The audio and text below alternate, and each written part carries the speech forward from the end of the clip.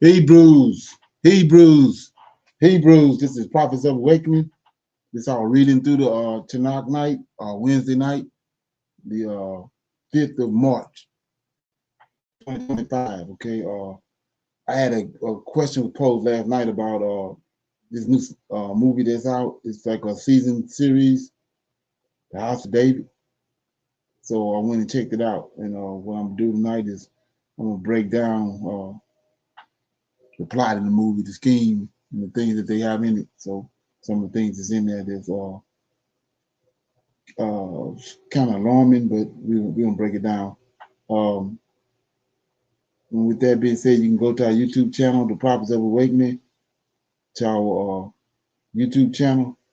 Um, we have over 1,000 or so videos that you can look at, examine, uh, listen to, get the meat out of it. That connect the videos to connect dots for you and lead you to the truth of the Holy Scriptures. And if you like what you're hearing and receiving through these videos, I'm asking you to like, share, and subscribe to the channel. It'd be greatly appreciated. Okay. And we have our Cash App on the screen too. So if you feel the need to help the channel move along, that too would be greatly appreciated. Okay. So with that being said, our hours of operation that we live is Tuesday and Wednesday night, 7 to 9 Central Time.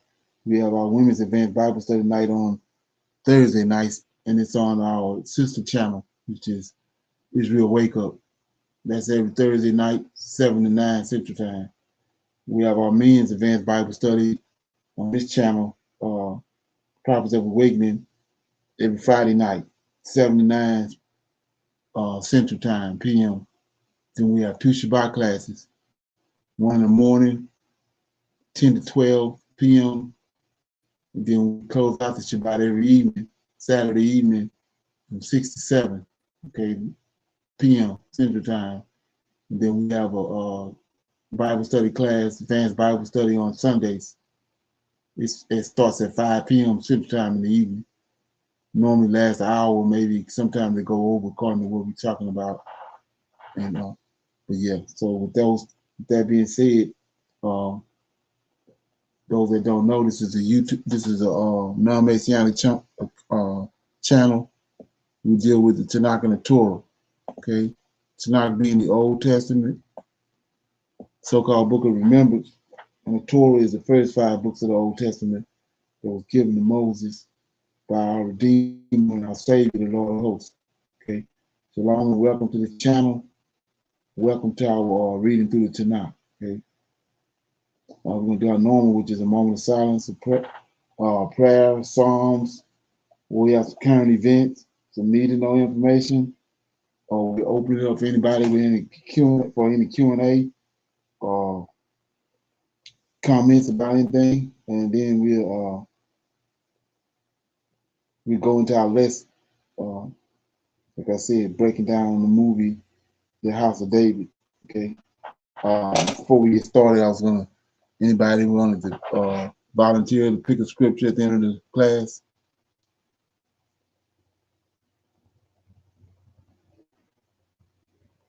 Okay. We'll keep going. This moment of silence is for the Lord of hosts and all that he's doing to bring about our prophesied deliverance in these last days. Okay. Oh Lord, we come before thee, bow down with great respect for our deliverer, our Redeemer. Oh Lord, you confess through your prophet Isaiah that you would return unto us and that you would pour out the Spirit upon us. And you have done this, O Lord, in great fashion. And because of this, we have found you within the Tanakh, the Holy Scripture. Okay. O Lord, behold, thou hast made the heavens and the earth by thy great power and thy stretched out arm.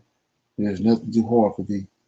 Knowing all these things, O Lord, we eagerly await thy coming, the day in which you will break the yoke of our oppressors and return us to our homeland. Peace be unto you. Okay. So with that being said, read the Psalms right quick. Okay. I can find my Bible. Okay.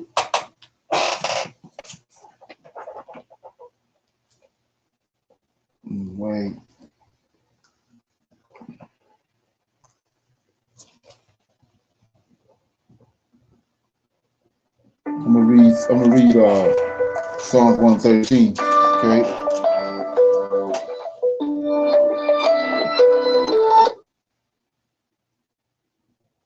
Psalms 113.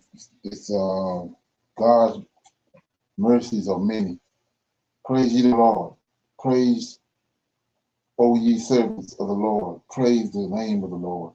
Blessed be the name of the Lord from this time forth and forevermore. From the rising of the sun to the going down of the same, the Lord's name is to be praised. The Lord is high above all nations, and his glory above the heavens. Who is likened unto the Lord our God, who dwelleth on high, who humbleth himself to behold the things that are in heaven and in the earth. He rises up the poor. He raises up the poor out of the dust and lifts up the needy out of the dunghill, that he may set him with princes, even with princes of his people. He maketh the barren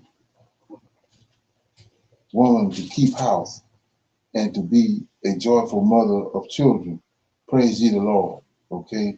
So that was Psalms 113. Two things that stuck out with me on this right here was the first one was I was talking about this on several occasions. First, this Psalms 113, verse 7, this is Lord of Hosts, not JC. When you understand who the Lord of Hosts is, you can see that JC is a concoction, right? Start at verse 5. Who is likened unto the Lord? Remember, before you got this understanding, you thought the Lord was Yahweh, or you thought it was Jesus, or especially you thought the Lord was Yahweh, right? Psalm 13, verse 5. Who is likened unto the Lord our God, who dwelleth on high, right? So you would think that that's Yahweh, right? Well, look at the next verse. Who humbleth himself to behold the things that are in the heavens and in the earth. So if it's Yahweh, why he got to humble himself? Let that ferment. 8, that he may set himself with princes, even with the princes of the people. Now, when you go back, a couple examples. Like I said before, Yahweh, the creator, why is he, why would he raise David up? It's Joseph. All that Joseph went through when his brothers betrayed him, put him in the pit, all the things he went through in Potiphar's house, in prison. Then when he raised him up, I think Joseph was in the prison for 12 years. Then once he raised him up to second in charge. Why would he do that? If he's God of the gods, and he would raise him all the way up, just make him a pharaoh. Just like on a chessboard, just knock the king off the board and put Joseph there. But the person that's behind it, and the arm that's stretched out is the Lord of Hosts' arm. So he's second in charge in heaven, like we just read. That's the reason he humbled himself. So he raised Joseph up to rule in Egypt in the same position that he in, second in charge. We see it doing it over and over again. Mordecai. He could have easily raised Mordecai up and made him the king over Artaxerxes, but he didn't. He raised Mordecai up second in charge. They put a gold necklace around his neck. He was second in charge, king's friend. Same thing with Zerubbabel. Raised Zerubbabel up to second in charge, king's friend. So those are examples to show you that who it is that's orchestrating all this. It's the same person that we're waiting on. And so we go back to the Psalm where I was at, 113, verse 9. Then it says he maketh the barren, right, woman. So what are you talking about? We know Rachel was barren. Sarah was barren. Think of her, Samuel mama for the longest time. She was barren, right? So what is going on? He's orchestrating that. He's keeping the woman A woman was created to have children, and the Israelite women, that's their whole heart's desire. Besides they worried about, they want to have kids, and especially a son. So if you barren, then you feel in a certain type of way. So he says right here, let this firmate, okay? He says, he maketh the barren woman to keep house, right? And to be a joyful mother of children. Praise ye the Lord. So it's him that brings the child and makes the barren woman joyful, make her want to keep house. The Lord of hosts. Okay? And so it's not a coincidence that's all through this Tanak. You got women that's barren. Because the Lord of hosts is his hand is at work. Okay? That's him at work. Okay? So let's look at that. And even today, we sitting there fumbling with it, but he's sitting there, got his hand on your womb.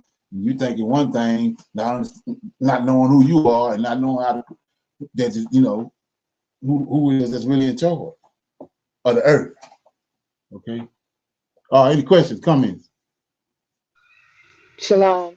By reading Psalms 113, it seems like that's where they pulled um, from the Old Testament into the New Testament by saying that JC walked and helped the poor and was with the people. They use this psalm here to exploit him in the New Testament. I can see how they put on JC what's in Psalms 13. Yep. Do you Okay. see that? What verse you talking about? When you mentioned about the poor, um, verse 7, he rises up Okay. the poor out of the dust All right, and exactly. lifteth the needy out of the dunghill. Right, Yes, sir. exactly. Right. Right. That's the thing about like when you understand what has happened to us, those Edomites, which is Esau children, once they got a hold of our records, they night and day. They show you every day with the, like I said, two things that is wiped over in our face on a constant basis. But they use it either in cartoons or in those children books, but we don't get it. It's a woman. It's a castle. It's a woman up in the castle. It's a dragon down at the bottom. And the drag down the bottom of the castle is the dragon down there. He got all the gold coins and silver and all the artifacts from time immemorial down there with him. But he got the woman up in the top of the building trapped. It's okay. That's major. But they give it to us in cartoon form, like Snow White and all that. But another one is they show you the castle with the little Edomite with the hook nose up in the top of it with a candle, reading the scriptures, hoodwinking it. That's what he's doing. He read it and read it and read it verses so long till you know exactly what's in there, and then he tweaked it. Like I said before, what you just said, he see the narrative in there about the poor and the needy and all that. So then that's how he started working on JC. But in his case, he already had a God that they had already created and formed, which was Serapis. And once he came about when the Edomites went into Egypt and they forced the Egyptians to make Ptolemy a god, so they made him Serapis. That was offshoot of Osiris, Serapis, the bull. So that was the first white god. Then by the time they get to the Council of Nicaea with Alexandria, with Constantine, they already had Serapis. So they in the scriptures and they're looking for how the God in our Old Testament is operating, and then they just put miraculous change to Jesus, then they just plug him in there. Now it's Jesus that's feeding the poor and all that, but they getting the narrative from reading our scriptures. I'm gonna shine a light on that in this conversation we got tonight, but yeah, you can see that in that verse or in that Psalms. But you know that's hard for some people to imagine, because they really believe that JC who they say he is. Okay. Okay. Any more comments, questions on that? Okay. We go to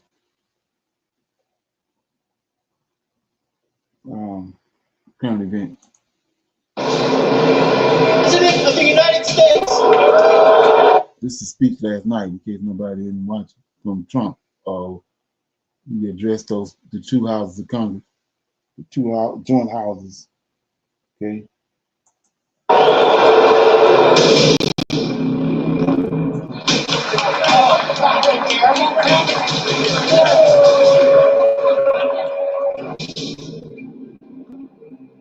Take your seat, sir. Take your seat. Finding the members continue to engage in willful and concerted disruption of proper decorum, the chair now directs the sergeant at arms to restore order. Remove this gentleman from the chamber. America is back.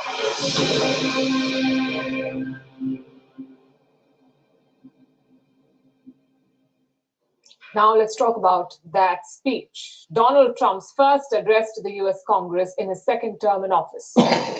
Now, the first speech is always significant. It is a chance for the new president to rally support, to build consensus for his legislative agenda.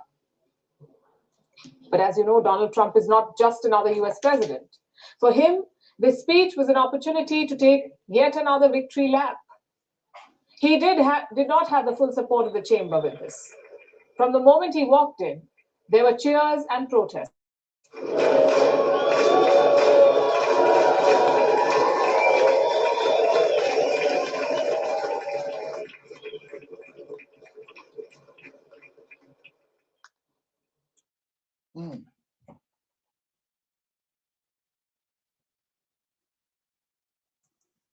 Trump was unruffled, even when the protesters were right in front of him and staring him down. Take a look at this.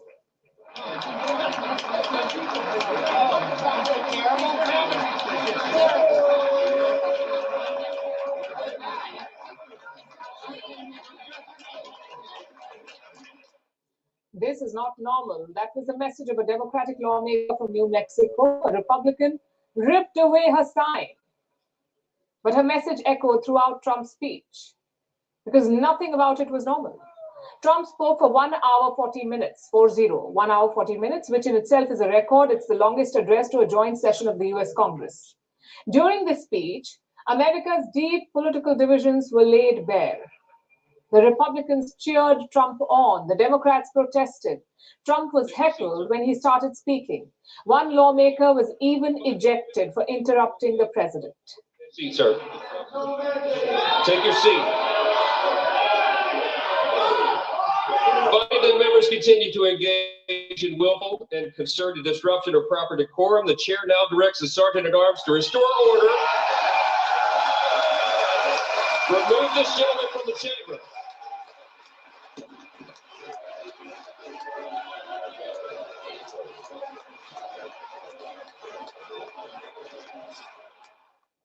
That was a Democrat from Texas. Dozens of others chose to protest using signs like the ones on your screen. Signs that said, "Musk steals. That's a lie. Save Medicaid and protect veterans." Democrats waved such signs throughout Trump's speech. The women leaders showed up wearing pink as a mark of protest against the president's policies. And here is what the president told the Democrats. This is my fifth such speech to Congress. And once again, I look at the Democrats in front of me and I realize there is absolutely nothing I can say to make them happy or to make them stand or smile or applaud. Nothing I can do. Despite the protests, Trump managed to complete his speech. It was a mix of old and new. He spoke about Ukraine and Zelensky's willingness to sign a deal for Ukraine's minerals. He blamed the Democrats for the rising inflation in the US, and he threatened more tariffs on American trade partners. We'll discuss that in a few minutes, the tariffs bit. Trump also spoke about making Americans rich again. The US president said, America is entering a golden age. 6 weeks ago, I stood beneath the dome of this Capitol and proclaimed the dawn of the golden age of America. From that moment on, it has been nothing but swift and unrelenting action to usher in the greatest and most successful era in the history of our country. Donald Trump also mentioned DOGE, the Department of Government Efficiency, and its leader, Elon Musk. DOGE has been tasked with making cuts to the US government. Since Trump took office, Musk and DOGE have laid off thousands of government employees. They've slashed hundreds of government programs. The Democrats question the decisions made by DOGE. They say Elon Musk has virtually taken over the US government through his agency. Despite their vocal opposition, Trump defended the work of DOGE. He said Musk and his team have saved billions of dollars. And to that end, I have created the brand new Department of Government Efficiency, DOGE. Perhaps you've heard of it. Perhaps.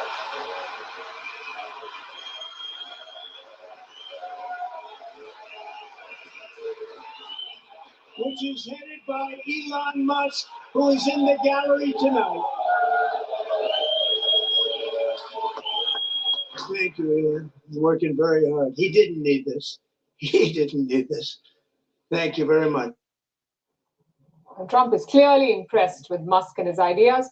The US president now wants an American colony on Mars. This is an idea that Musk has long pushed for. He has discussed it frequently in his interviews. He says Mars is an ideal planet. He says humans can settle there on Mars in the future, and Trump seems to have bought into that idea. He wants to plant an American flag on not just Mars, but also beyond. We are going to conquer the vast frontiers of science, and we are going to lead humanity into space and plant the American flag on the planet Mars and even far beyond.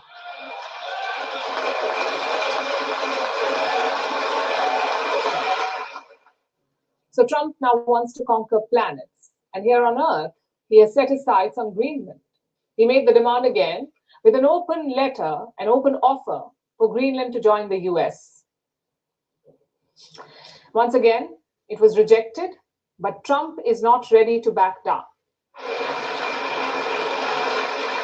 Great job. And I also have a message tonight for the incredible people of Greenland. We strongly support your right to determine your own future. And if you choose, we welcome you into the United States of America. And I think we're going to get it. One way or the other, we're going to get it. Okay. Anybody watch that speech and come from there? Shalom, everyone. They had this thing about Roland Martin instead of watching him. Tune in to Roland Martin on YouTube. Okay. And so, I didn't look through it, but Roland Martin was trying to get 100 people. It was over 200 or something thousand people not looking at the Trump thing, but, doing it with Martin. Okay. Okay. So anybody else got any comments on that? Okay. Here we go. Okay.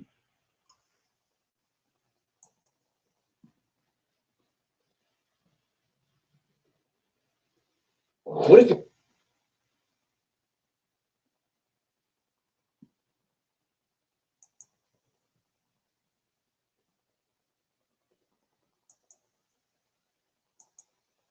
here, and for that we say thank you so very much, family. I have got to share with you this news. You all know that over the past couple plus years, I have been just going at Ukraine like it ain't nobody's business. Yes, and I have to do that. And the reason why I say the past couple years, of course, specifically is because of the proxy war that they've got going on with Russia. Yes, it's been so much drama. And a part of the drama, of course, is that sometime back, a couple of years ago, I discussed it right here on this channel, the fact that Ukraine's one of their advisors, Mikhailo Polyak, and if I chop that up and it sounds like Mississippi, it's okay. It's okay. He'll be all right. But I didn't do it on purpose. Watch this. Watch this. This advisor, this high-ranking advisor to Volodymyr Zelensky, the president of Ukraine. How many of y'all know that when President Ramaphosa and his delegation of African leaders, I think it was about 6 or so heads of state or top government leaders at least, they were definitely trying to meet with both what?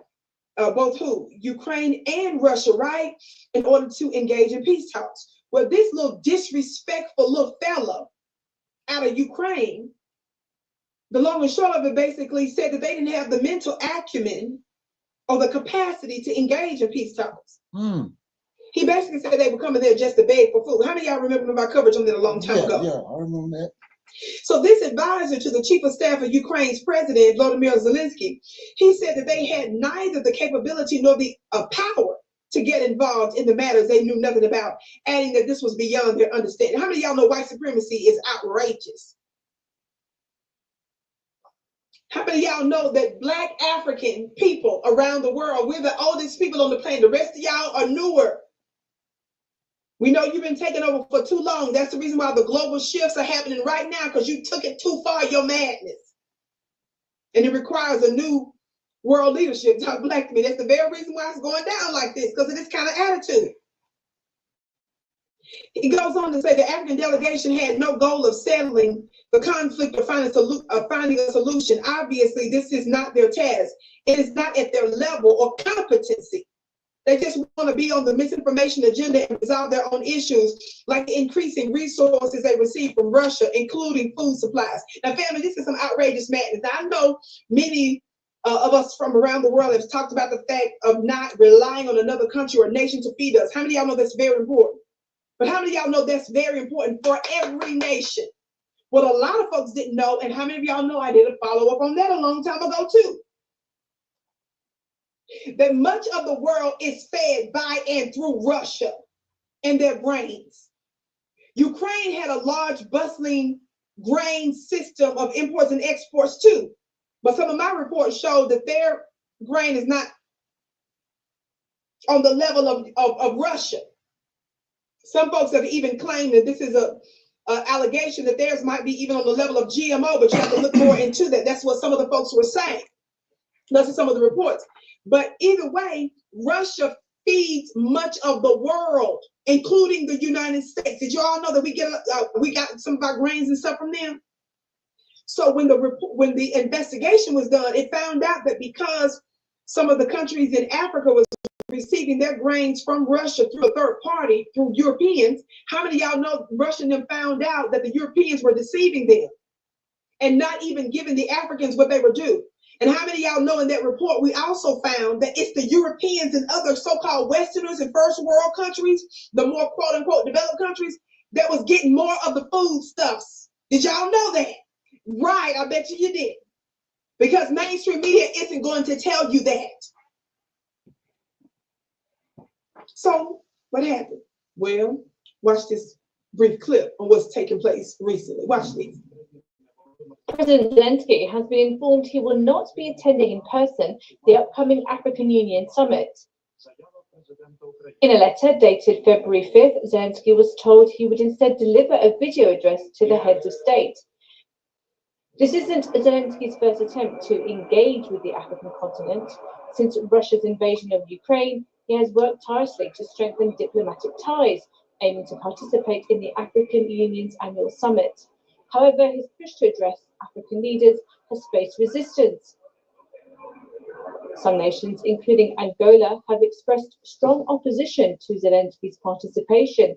Angola, set to assume the rotating presidency of the African Union, has long-standing ties with Russia dating back to the country's independence. While Ukraine has made significant efforts to expand its influence in Africa, opening 7 new embassies over the past 2 years, many African nations have remained neutral, reluctant to upset their relations with Russia. Oh. Until this week, my dad did not know where.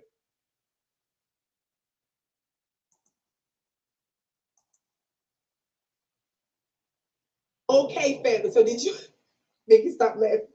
So did you all see that the African Union recently had their summit, right? And Mr. Volodymyr Zelensky was basically begging them to address them. He wanted to meet face to face, but they apparently agreed to let him appear via video. Because there was a lot of opposition. And could the opposition have anything to do with, among other things, because y'all know there's a lot of other reports of Ukrainians being disrespectful to Black and Black Africans around the world. How many of y'all know that? But we're gonna leave all those other cases alone. How many of you all know that you disrespecting them like you did on the world stage recently? It's not probably healthy. So when you have multiple nations that's a part of this African Union, how many of y'all know it's not gonna go down well? So they said no. You can show up online. I'm gonna leave it right there, family. I can't wait to see what you have to say about it. We need to continue to stand just like that, family, and continue to handle our own business. This is not the time to be sitting up here talking about turning the other cheek and, well, maybe we should let them do. No, that's not. No, no, no. You got to remember the cost of the rejection of the intervention of your elder mothers and fathers for peace, which is apparently a cuss word nowadays, peace, means that there's bloodshed, resources, and lives lost. So we can't just let you get by with that and not hold you accountable. We're just not doing it. But, okay. Any comments on that? Anybody heard anything about that? Shalom. No, sir, I haven't heard about what they were speaking of, but I did hear, and I cannot pronounce the gentleman's name correctly, Ramafa, it's R-A-M-A. Yes, he invited Ukraine Zelensky for a state visit to South Africa 9 days ago. So I don't know how it turned out, but they showed pictures of them shaking hands and everything. I saw that on a clip. Okay. Yeah, Shalom. turn that down. Go ahead. Yeah, no, I didn't know anything about this, but I knew when Israel was bombing the Palestinians in Gaza, the African nation was the only one wanted to charge not you or whatever his name as a criminal for killing them people like that. Yeah, Netanyahu. Yes, sir. Right, exactly. Yeah, well, South Africa wanted to come in and be a mediator between the Ukrainians and the Russians, and the guy Lizinski said no, they don't have the capabilities. So he turned them down. So now he back, now trying to get them to, begging them to come in to listen to what he had to say to get some aid, and they spurned him. Okay, which is only makes sense. Anybody else have any comments on that? Here goes some need to know information. This is about responding to what Trump has said about Gaza making it into a resort. So the Arabs got together, and this is what they came up with. Do you have a car? Do you have all the Arab nations? Last month, Donald Trump unveiled a bold vision, a Riviera in the Middle East, a plan to turn Gaza into a luxurious seaside resort, complete with the Trump Tower and panoramic sea views. The plan was controversial. It was, in fact, explosive, because Trump did not just want to rebuild Gaza, he wanted to throw out the Palestinians, to relocate them to some other place. The plan was DOA, dead on arrival, but there was no alternative until yesterday. On Tuesday, Arab leaders met in Egypt. They held an Arab League emergency summit and came up with a counter plan, The meeting lasted for many hours. At the end of it, they proposed a $53 billion plan to rebuild Gaza. So what is this plan? How much time will it take? Who will oversee the reconstruction? And will Israel and Hamas agree to it? First, let's look at the plan. It was proposed by Egypt with a 91-page blueprint called Gaza 2030. The document contained glossy images of picturesque neighborhoods, shopping malls, convention centers, and even an airport. The idea was to rebuild Gaza and open it up to the world to make use of its Mediterranean coast. Egypt calls for the adoption of this plan at our summit today and the mobilization of regional and international support for it. For it is a plan that preserves the Palestinian people's right to rebuild their homeland and ensures that they remain on their land. Well, this is what Gaza looks like today, and this is what the Arab world wants to turn it into. But this journey from the vision to reality won't be easy. Egypt has laid out 3 stages of this plan. The first is the immediate measures, which could span over 6 months. This includes removing the rubble and mines, repairing the main highway, turning it into a reconstruction corridor, and then building temporary housing. There will be 7 such sites across Gaza to accommodate 1.5 million Gazans. Each housing unit will have 6 people. So that is phase number 1. Then we come to phase number 2, which could last for around 2 years. 200,000 permanent homes will be built during this time. Basic provisions will be restored like water, electricity, and waste management. Telecom services will be established, and that is phase number 2. Then there's phase number 3, which could take another 2 to 3 years. During this time, 200,000 more houses will be built. A 600-acre industrial zone will be developed. Other important construction includes a fishing port, a commercial seaport, a coastal road, and the Gaza International Airport. They plan to build all of this. The total time for this reconstruction is 5 to 6 years, all 3 phases combined, but it could take longer, maybe up to a decade. This is quite an ambitious plan.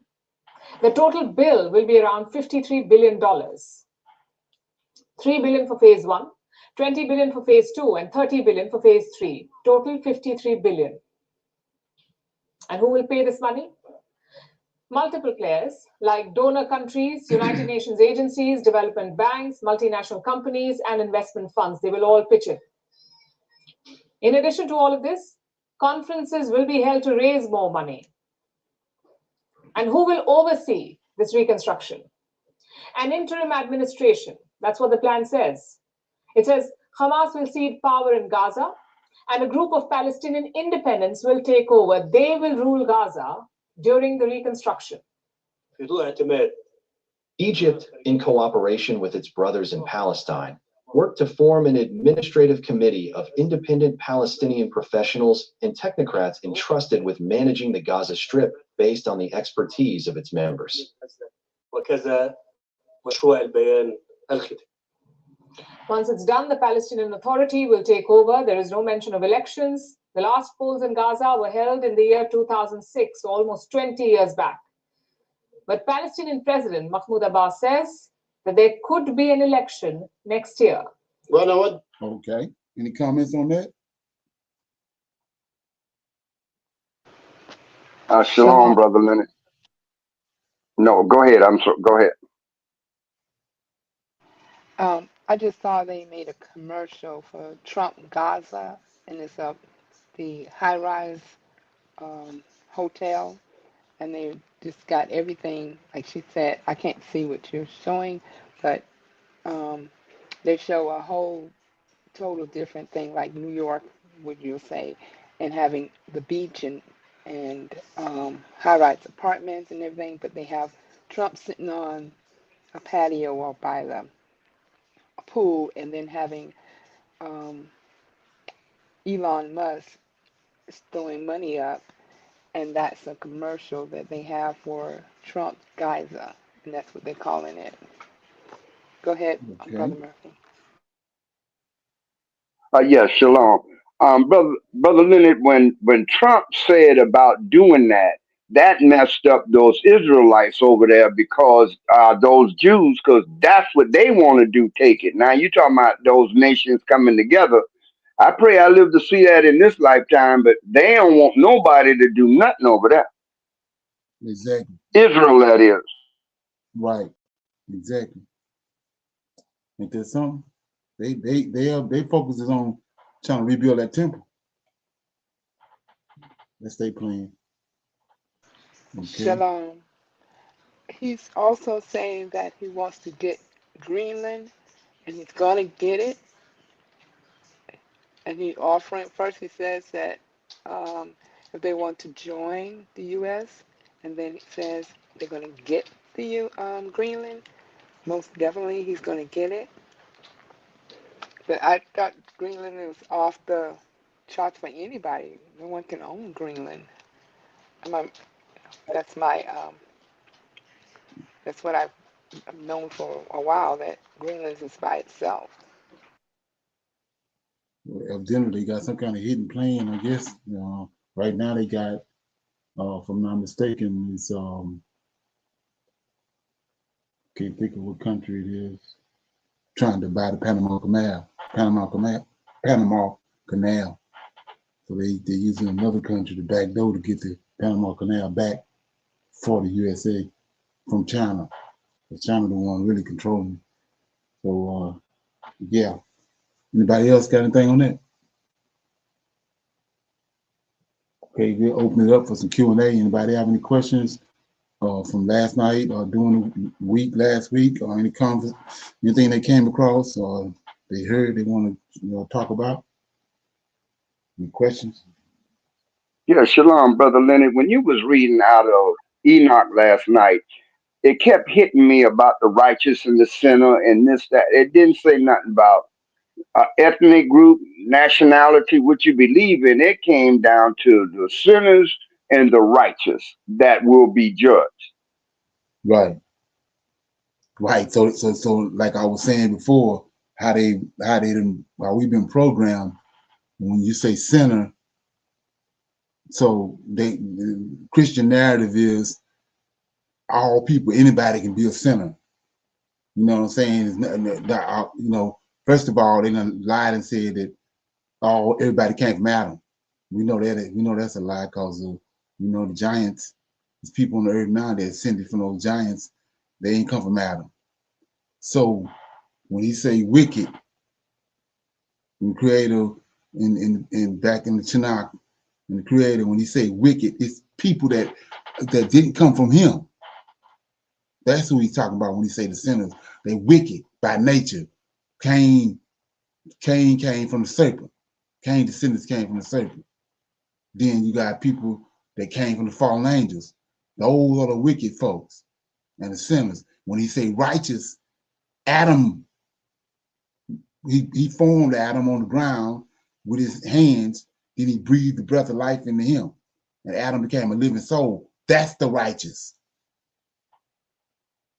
So when the angels came down, slept with the women, and got the giants, and then the 200 fallen angels came, he created hell. Because, like I said, those 200 and some angels is his sons. He the father of them, so he wasn't gonna kill them. They're eternal beings. So just like today, when they started creating nuclear weapons and nuclear reactors, they have nuclear waste. So you can't put nuclear waste in a trash can, put it by the road for the trash man to get like you do all your other trash. You got to find somewhere special, a silo or somewhere to put that nuclear waste. So that's what hell is. He had to create a place somewhere to put those fallen angels and to put those wicked ass spirits that came from those giants and the wicked ass people on earth. So like I was saying, that's why David continued to keep saying those that go down to the pit. Because when they die, that spirit that's in them didn't come from heaven. So they ain't gonna sin. It's go down to the pit that the creator created for them to go to. Then he got a place for the righteous to go. They came from Adam. When they die, that spirit came from him, it ascends. But they didn't through Christianity, they didn't made you think that everybody over here, and you can walk up on somebody, anybody can be righteous or anybody can be wicked. No. Even when they didn't twisted up the appearance. We see all through the scriptures that he turned white. Cain. They want you to think they put some kind of wooden peg in his ear or put a tattoo on his side of his head and all that. No. He took the melanin from him, turned him white. So that's what wickedness is.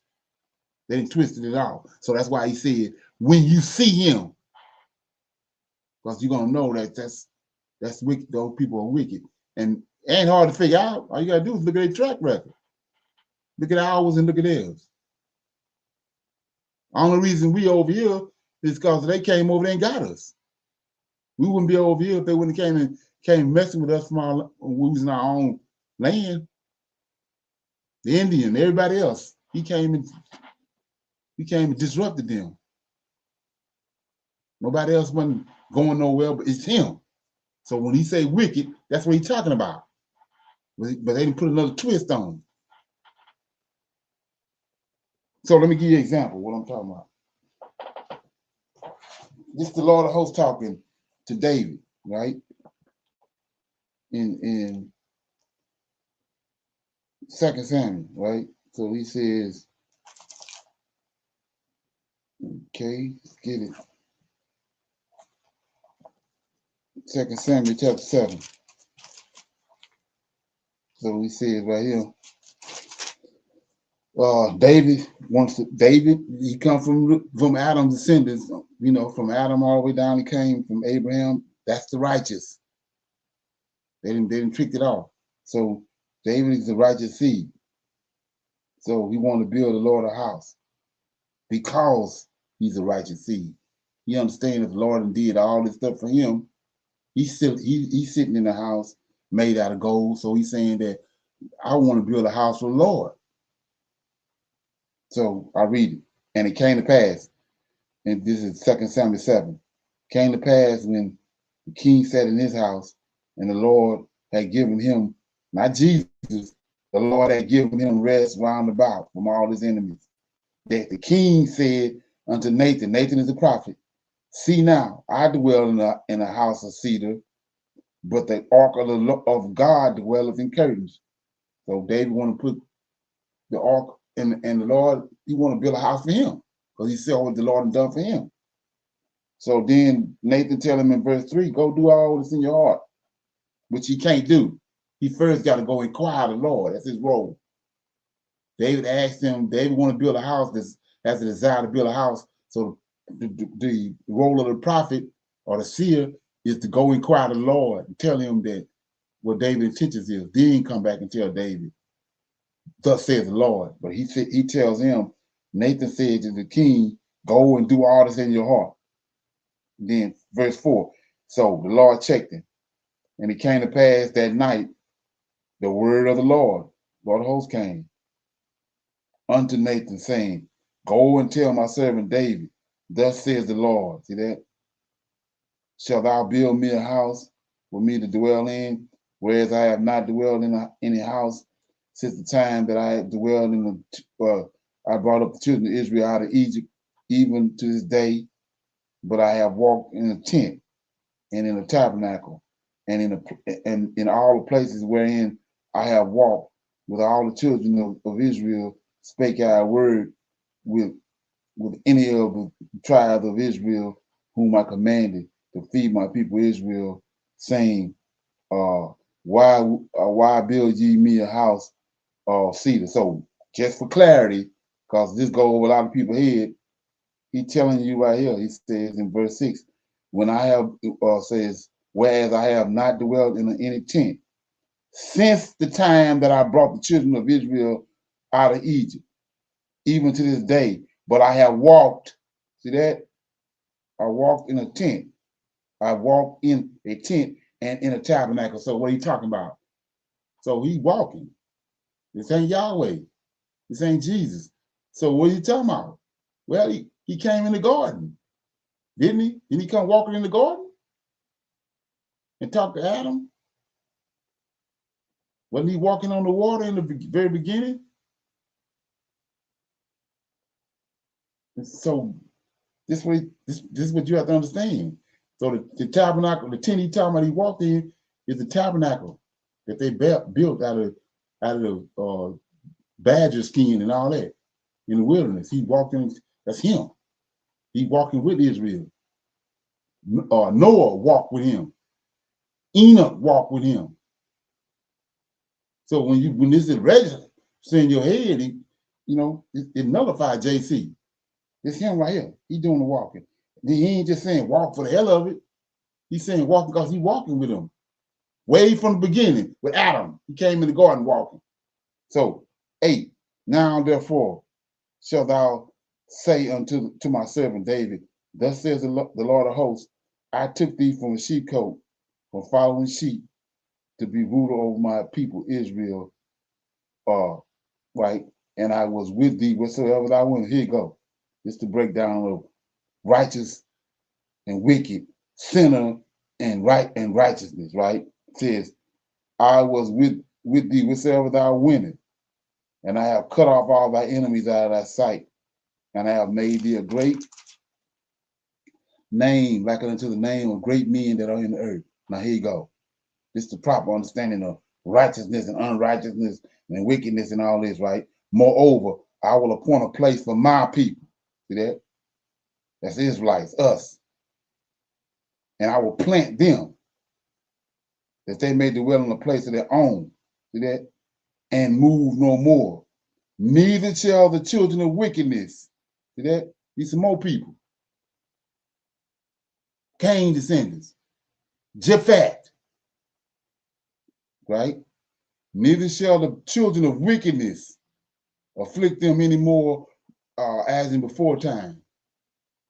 So like I was saying before, if you got apple trees, you got a orchard, half of your orchard is oranges and half your orchard is oranges and half of them apples, then when you say apples, you're talking about apples. When you say oranges, you're talking about oranges. So right here, he's telling you. And they will move no more. Neither shall the children of wickedness afflict them. So some people out there that's wicked as hell. Their origins is wicked. When they was conceived, when they came into existence, they wicked as hell. That's what he's talking about. Enoch was talking about when he was addressing his children. Walk in the path of righteousness, and then you the righteous seed, you're gonna stay righteous. Don't walk in the path of these wicked ass folks right here. They came from the serpent, and they came from the fallen angels. Okay. So anyway, verse 7, verse 11. And as since the time that I have commanded judges to build my people Israel, I have caused thee to rest from all thy enemies. Also the Lord telleth thee that he will make thee a house. And when thy days are fulfilled, it's when David died, and thou shalt sleep with thy fathers, I will set up thy seed after thee, which shall proceed out of thy bowels. I will establish his kingdom. Now here you go. He shall build me a house. It's the same house we started with. David wanted to build it. He telling him Solomon gonna build it. He shall build a house for my name. Will establish the throne of his kingdom forever. Now here you go again. Stark contrast. 14. I will be his father, Lord of hosts talking, and he shall be my son. If he commit iniquity, that's sin, I will chastise him. Get away from his word. I will chastise him with the rod of men. These the wicked folks, and with the stripe of the children of men. See that? So when they don't do right, he gonna go get these wicked ass folks and bring them. And we see it all. We see out in the 4 beasts. Israel didn't do right. He went and got the Chaldeans. Then they came back. It was wicked again. He brought the Medes and Persians. Then he brought the Greeks. And now where we at today, he brought the Romans, which was Esau and Romans came together. He brought them. That's what we under right now. That's the contrast. You got wicked ass folks from their conception, and you got righteous people that was righteous from their conception. But they want you to think when they brought JC on the scene, you know, everybody got the same blood and all that. No. The Most High saying there's some wicked ass people on this planet. I don't have nothing to do with it. That's why he said, don't let your sons and your daughters, which are righteous, don't let them marry them. Because they're gonna get that DNA that's over there in you. And then you're gonna start having wicked ass children like they do. That's the proper understanding. Thinking like a Hebrew. When you're thinking like a Christian, that's Gentile mentality. Okay, any comments, questions? Shalom. I have a question. Okay, someone else wanted to say something? No? Okay, Shalom. I had a question. I was looking over in Proverbs 8 and something kind of confused about verse 27 through 30. When it mentions 27, it says, when he prepareth the heavens, I was there, and when he set a compass upon the face of the depth, when he established the clouds above, when he strengthens the foundations of the depth, when he gave to the sea his decree that the water should not pass his commandment, when he appointed the foundations of the earth. Then I was by him as one brought up with him, and I was daily his delight, rejoicing always before him. Who is the I in that verse? Those verses. That's Lord of Hosts. Okay. And then Wisdom. this one, yes, sir. Okay. And so I went to Proverbs 8:11, and it said, "For wisdom is better than rubies, and all the things that may be desired are not to be compared to it." That's also the Lord of Hosts, correct? Exactly. When Solomon Okay. prayed and made all those sacrifices, what did he get?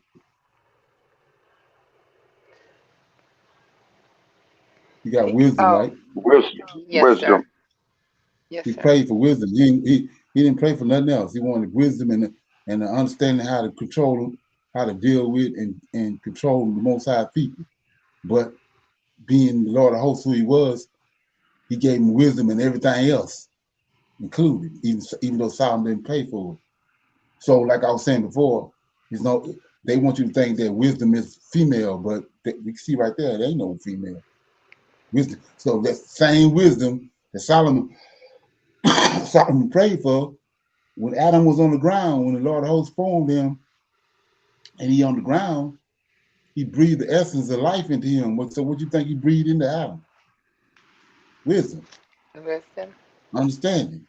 Right. So yeah. Yes, sir. So that comes to chapter 9, verse 1. I was wondering they might have,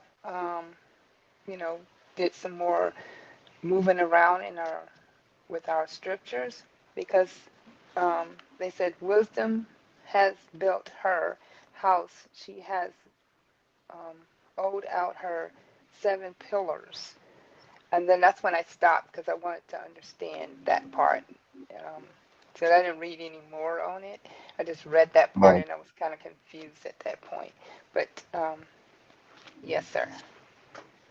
Right. So you know what synchronization is, right? For want to try to. So No, the sir. Go ahead. synchronization is you got the Chinese people, they believe in Buddhism. So then they get the notion they want to conquer other nations. Well, they start conquering other nations. They got an army, and they go to another nation and conquer it.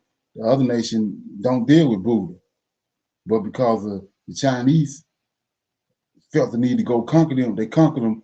Then they took those people's religion and synchronized it with theirs. So that's what the Greeks done when Alexander came on the scene. They came and they all the countries they came across and the gods that was in those countries, they just synchronized them with their gods. They was dealing with Zeus on Mount Olympus and all the different females. We know it ain't no female angels, but in Greek culture, it's female angels. Matter of fact, the little bitty baby angels with big old booties in the Greek culture because they homosexuals. So they brought all that in. When they started coming across the world, conquering the world, they started taking that religion and synchronizing it with us. So they got to our records. Once they got out to the Tanak, that's when they started incorporating women in there. Like I said, before the Greeks came to Africa, the Egyptians worshiped the sun. They personified it. They gave the sun human characteristics, but they knew that the sun was in the sky. It wasn't no human. But when the Greeks came, they made, that's where you get the Black Madonna and Child. They took the personification of the man that was in that the Africans had on the sun and made an actual man out of it. That's where you get the Black Madonna and Child. And then when they got to Buddhism, before it was only one Buddha before the Greeks got there. After the Greeks got there and left, it was two Buddhas. The first Buddha was black. Now they got a Buddha now called Mahayana Buddhism. They synchronized it. So when you come to Christianity, Christianity is all those religions that the Greeks came across. They came across our religion. They came across Buddhism. They came across Mithraism. All that is what you see in Christianity. But wasn't nobody teaching in the temple at 12 years old, turning water into wine. All that came from paganism. That's what Horus did. Mithras and the Buddha were taught at 12 years old. That's why you see now with Christianity today is the end result of what the Greeks done while they synchronized everything. So the Egyptians worshiped the woman. The Hebrews, like I was saying before, the Lord told Zechariah that those Israelite men are men wonder that. It was no other man on the planet like the Israelite men, especially the priests and the Levites, because they was dealing with angels. So they knew better than worshiping a woman. So the woman worship, making wisdom into a woman, all that came from the Greeks when they came. They worshiped the woman. They got it from the Egyptians. They looked at a woman and saw her, a king will be born, then he grow up and he'll be powerful, but they looking at, but he came from this woman. The woman gave birth to him. So she got to be more powerful than him. She got to be God because she's more powerful than him. They're not dealing with angels. They don't know. They don't understand everything that we the Israelites understood. They dealing with the source. The angels telling them exactly how it go. He created the woman as a helpmeet to bring forth the man. Not that she a God. He created her to bring forth a man. So the Israelite, and like I was saying before, when you start talking about Melchizedek, that's what Melchizedek was doing.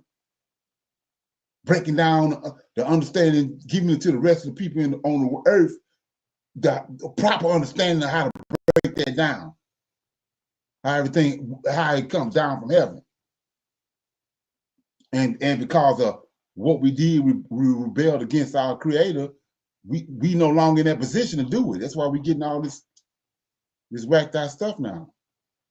But this same story right here about the woman is what I'm getting to deal with the story, The House of David, this movie, this sitcom that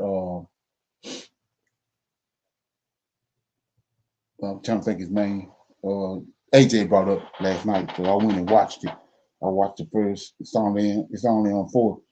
It's the first year. This the first season, and they only on episode 5. So, but I watched it, and there was a lot of stuff going on in there. So I'm gonna deal with that. Okay. Anybody else got anything else before we go into the lesson? Any comments? Any other comments, questions? No, sir. Okay. Anybody else? Okay. So with that being said, like I said before, it's called The House of David. In case you want to go watch it, it's on. This is 2025. It just come out. Like I said, it's on season number episode 5. I'm gonna play this little bitty trailer right quick. Can one stone change the course of history?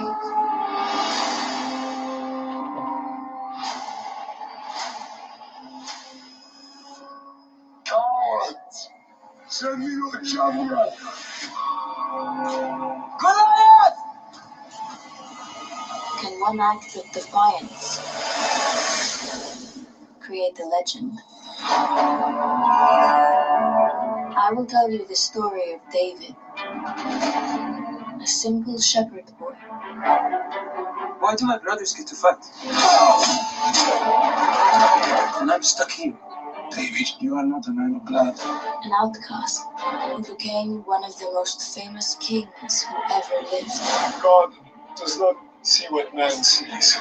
He sees into the heart. And you have the heart of a lion.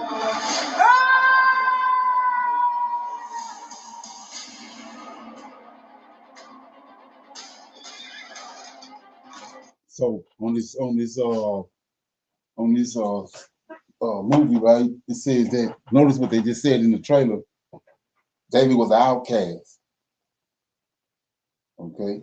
Anybody know what an outcast is?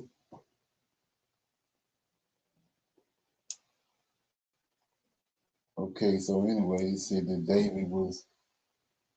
Okay. If you understand the story, in 2 Samuel, David was Jesse, the David's father. And Jesse was out of the tribe of Judah, right? And he had 8 sons. Okay, so he said that on the story, right? And this is what I mean about synchronization. When you don't understand this, you can't spot it, and you're in trouble. So anyway, so David in the story, I know me coming up as Christian and as a and Baptist and all that, is, the lies I know now what they were telling was that David was always out in the field keeping the sheep. So now in 2025, this trailer right here, it's been there the whole time. We just wasn't peeping it out because we don't do no serious investigation. But he said that David was an outcast. David's mother, she had been with another man. That man had died, and Jesse slept with her. Jesse slept with the woman and got David. So David was like in the story of Cinderella. Cinderella had those 3 other sisters, but they was from different sources, different place, different sources. So Cinderella was, the 3 girls looked down on Cinderella. So that's what the 7 boys Jesse had in his house.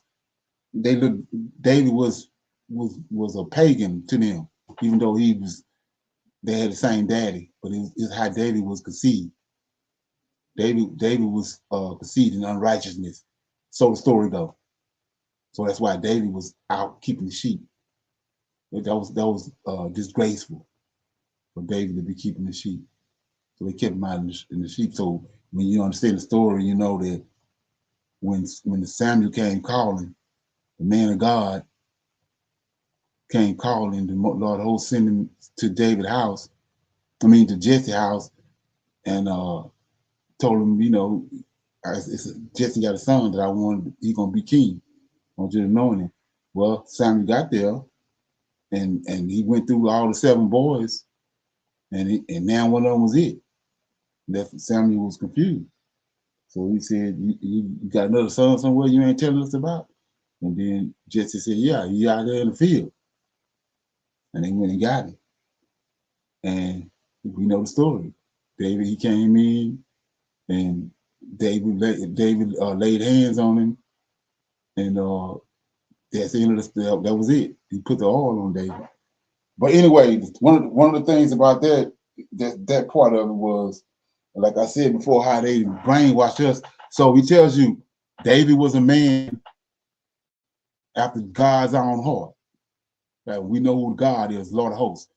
Michael, he got a sword. He a warrior. He a judge. So David is a man after his own heart. David got that sword. Right? David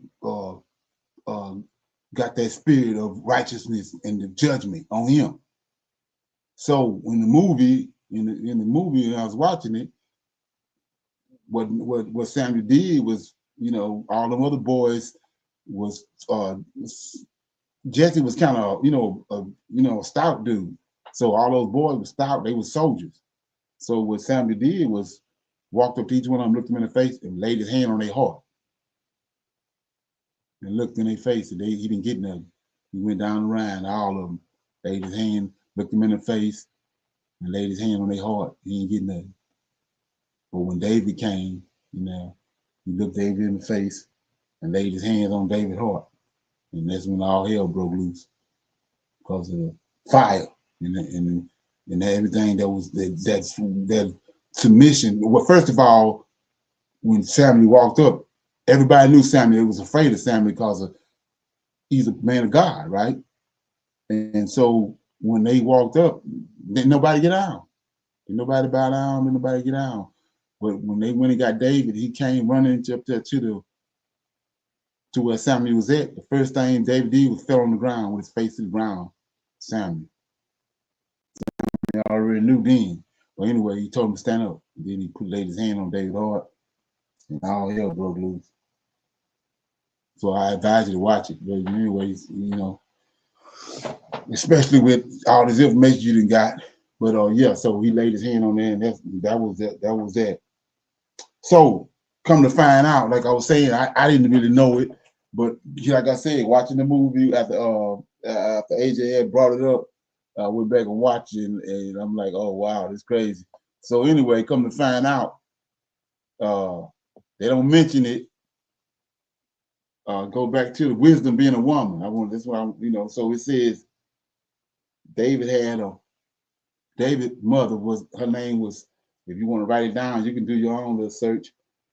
David's mother name was let me get it, Nitzevet. Remember what we did with Lilith? Okay, all this shit coming from the Jew, because he got history.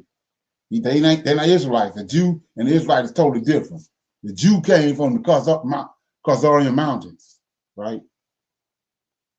So anyway, her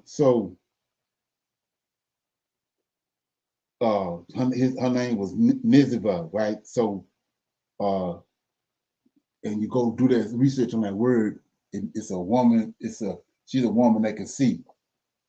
So like I was saying, if you know anything about David, like I said, all the songs that we see in there, David was a musician, which don't really add up. Like I said, the Israelite man ain't no other man like him.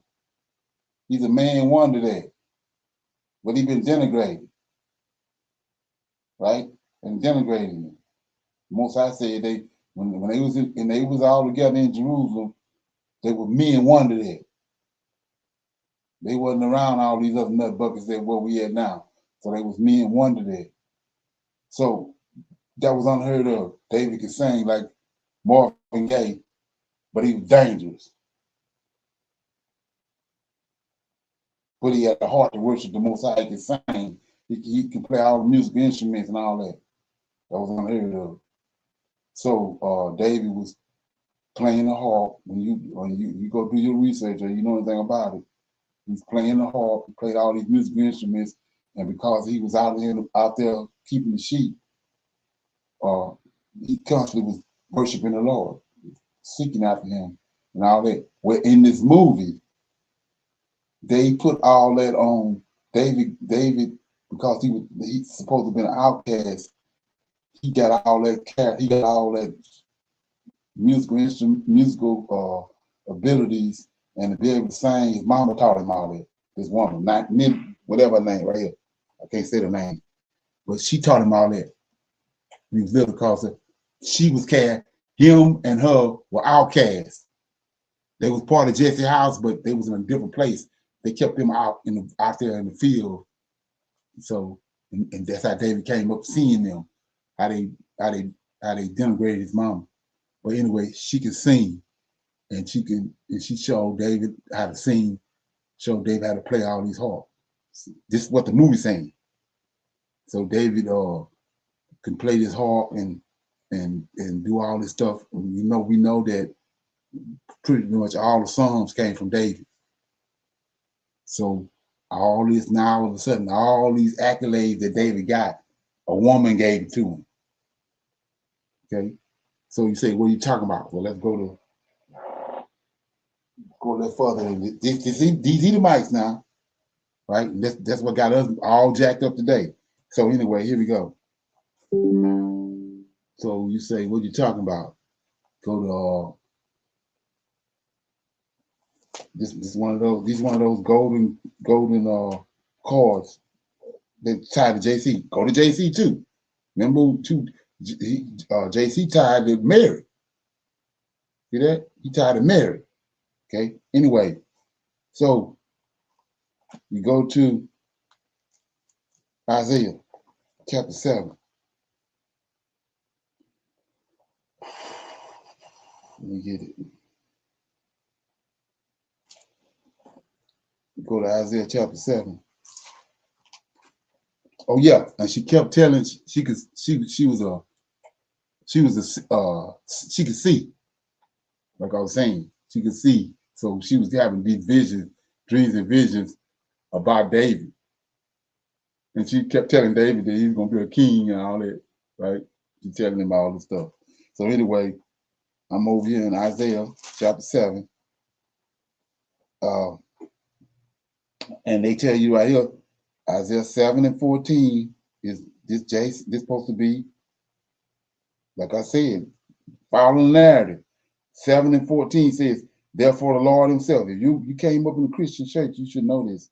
Therefore the Lord himself shall give you a sign. Behold, a virgin shall conceive and bear a son, and shall call his name Emmanuel. So this is one of those golden cords they plucked out of here when I told you how they was up in the temple, up in the top of the tower, going through our scriptures, figuring out what get out, what to pluck out, and what to do with it. So right here, this is where they plug JC at. This is one of the places they put JC right here.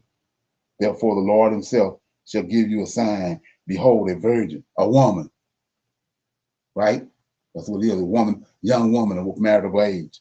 Therefore, the Lord himself shall give you a sign. Behold, a virgin shall conceive and bear a son and shall call his name Emmanuel. I broke that down already, what that means. That old Emmanuel only means God with us, but they flipped it out. But anyway, they say, this is G, this is a sign for JC. A virgin shall conceive. Well, when you break it down from Hebrew, this is Isaiah telling Ahaz, right? Ahaz is out of the house of David, and Ahaz is telling David, Isaiah the prophet telling David, ask Ahaz, give me a sign, verse 12. But verse 11, Isaiah said, ask thee of a sign. That's Hebrew. Think like Hebrew. If you say you are listening, ask the Lord for a sign. I'm dealing with him. Ask for a sign. But Ahaz, being from the house of David, knew better. So he says in verse 12, but Ahaz said, I will not ask of a sign, neither will I tempt the Lord, because he knows better.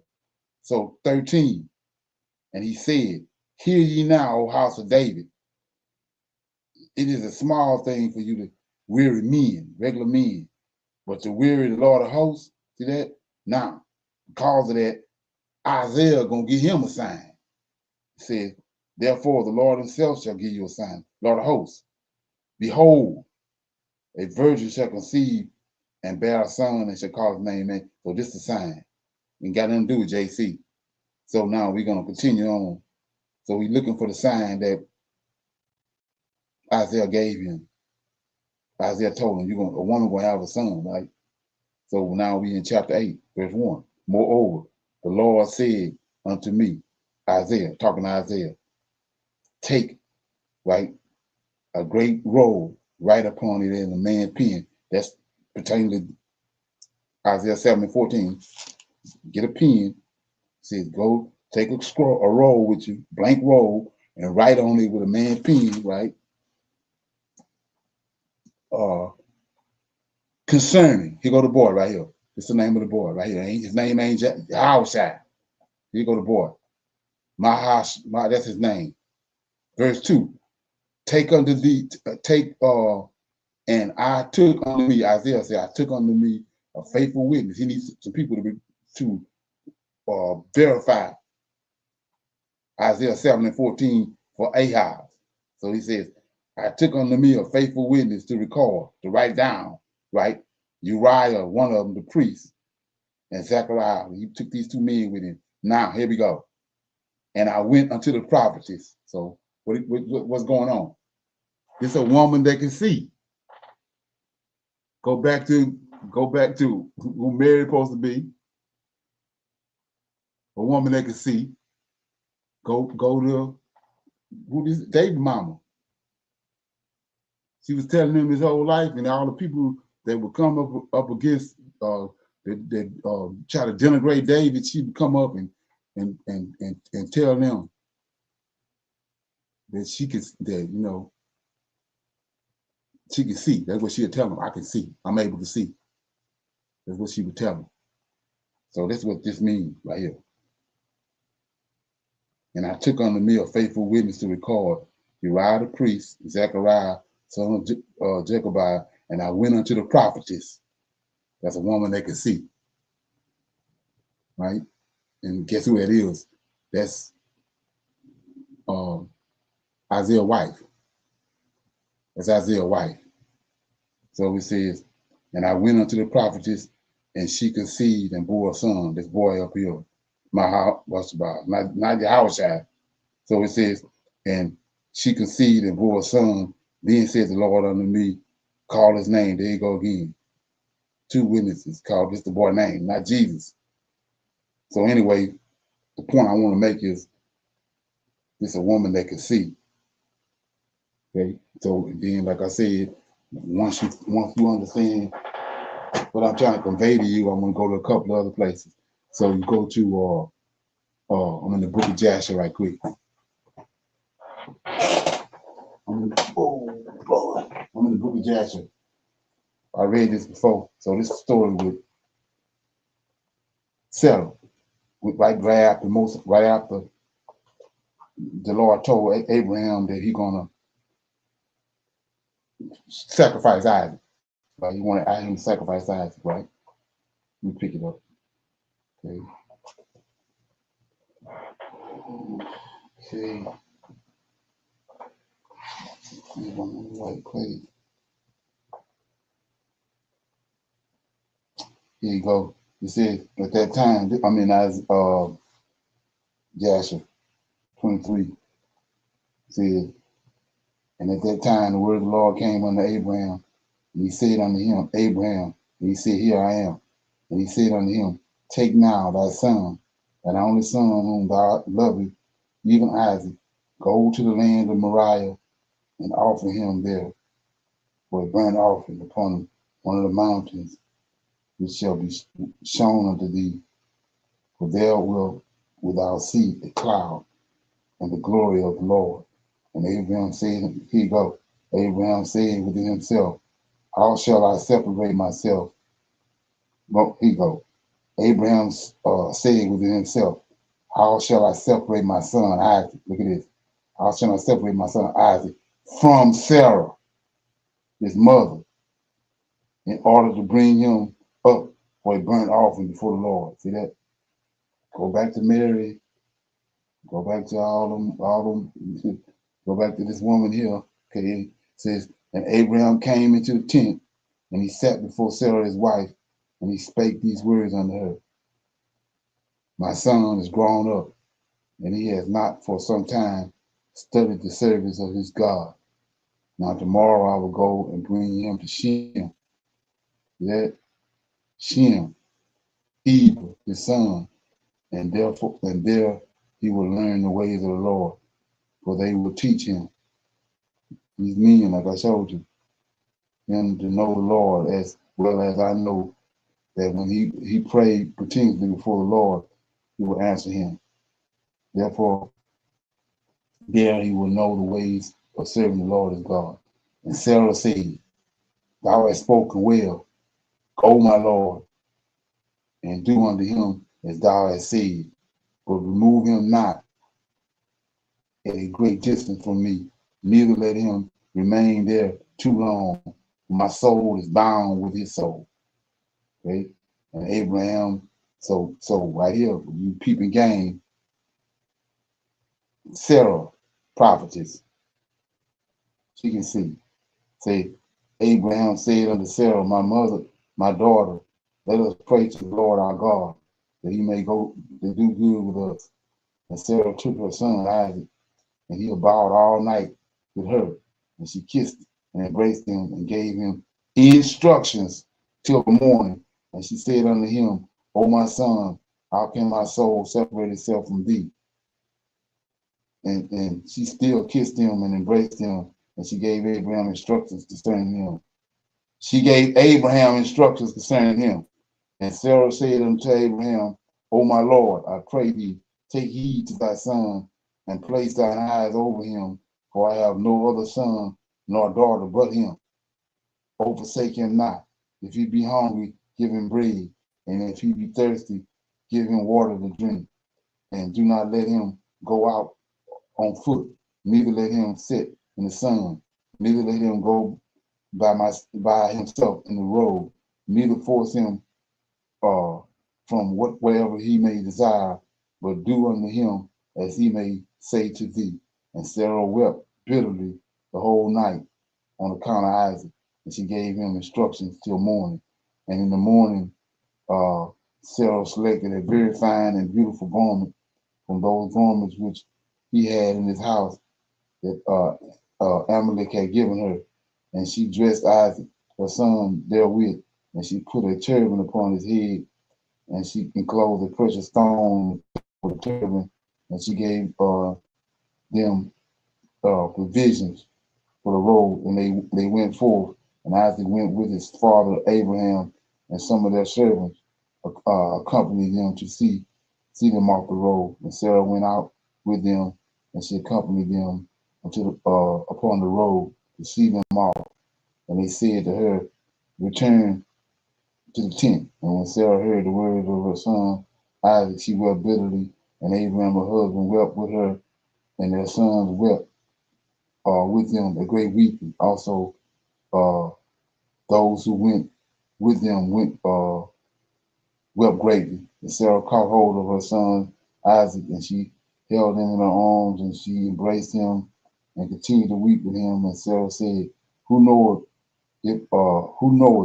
if after this day I shall ever see thee again?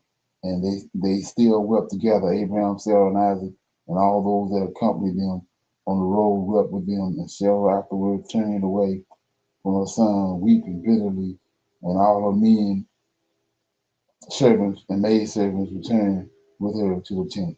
Okay. Any comments so far? Okay, so now Now that was, I'm sorry, sir, that was about Isaac. And how old was he? 12. Oh. It's the same thing when Cain and Abel became of age. In the process of time, Cain and Abel became of age, 12 years old. So right here, Isaac became of age, and the Lord wanted him to be sacrificed. So at 12 years old.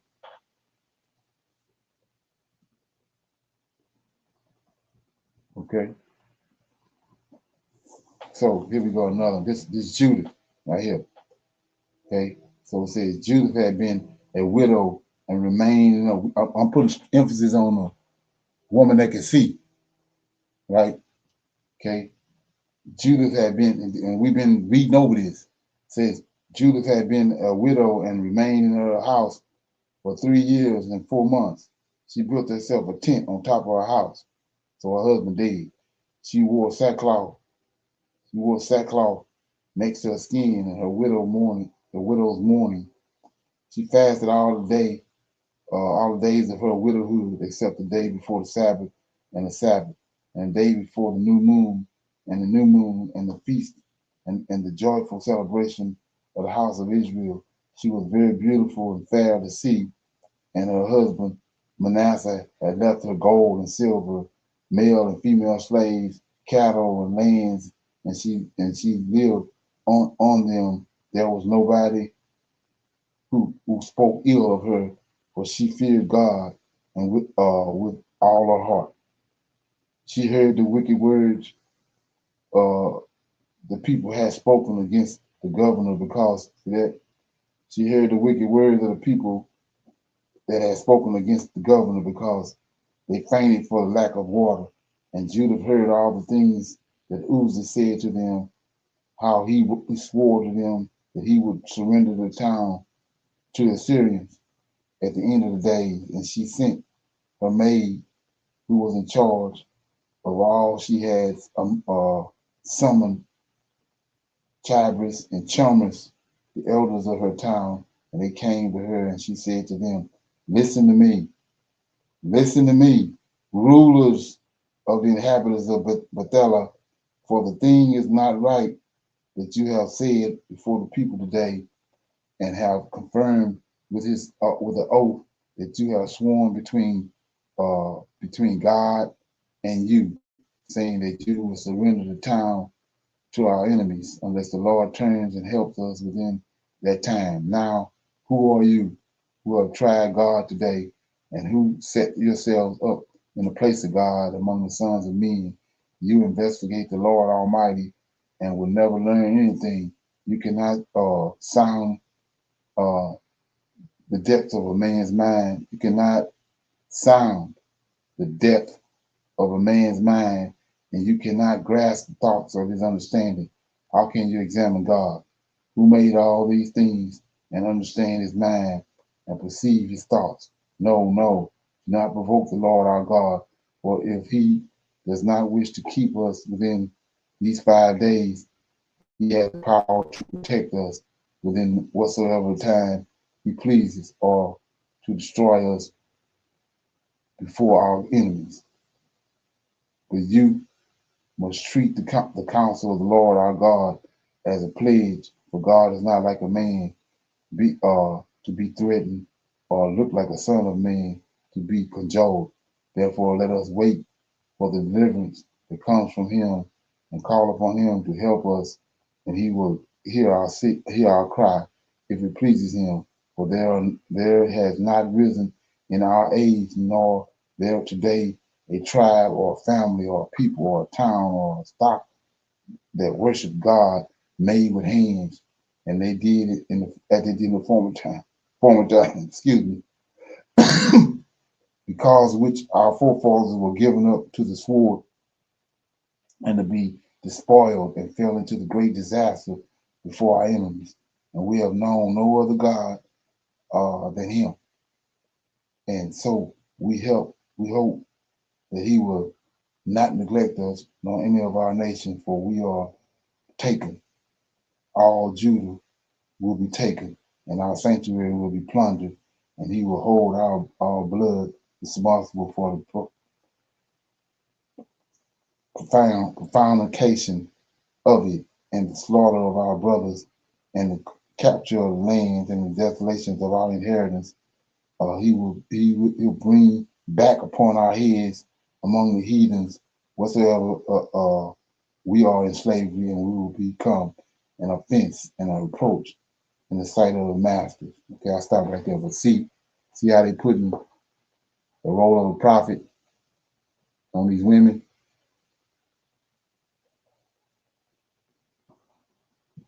It wasn't evident what they was doing. Same way they denigrated our forefathers, how they denigrated Jacob. Jacob was a usurper. Noah was a drunk. Right? And now, like I said, David is an outcast. Everything you know is mama taught. Okay? So go one more place. And so this how we go into the New Testament. And so what you're looking at right here in this movie is coming out of the Talmud. If you understand what the Talmud is, anybody know what the Talmud is? No, sir, I don't. We got the Tanak. They said that when Moses was on Mount Sinai, there was an oral part of that. When he told Moses to write everything down, well, he had a written part, but he had an oral part. And so these Edomites, when they got Old Time records, that's what they concocted. So they got an oral part too, so-called to the Tanakh. That's what the Talmud is. That's where all this is. This woman right here, and the Jewish encyclopedia and all that. Like I said, Lilith and all that. This is what they're doing right here. They came and synchronized that and started putting these roles that the prophets have, put them on women. So this woman right here, Nitzevet, that's David's mother. So like I said, David's outcast, and he was born go to JC. So he born, he was disgraceful. Like he said, it says in the song, David was born in iniquity, shaped in sin.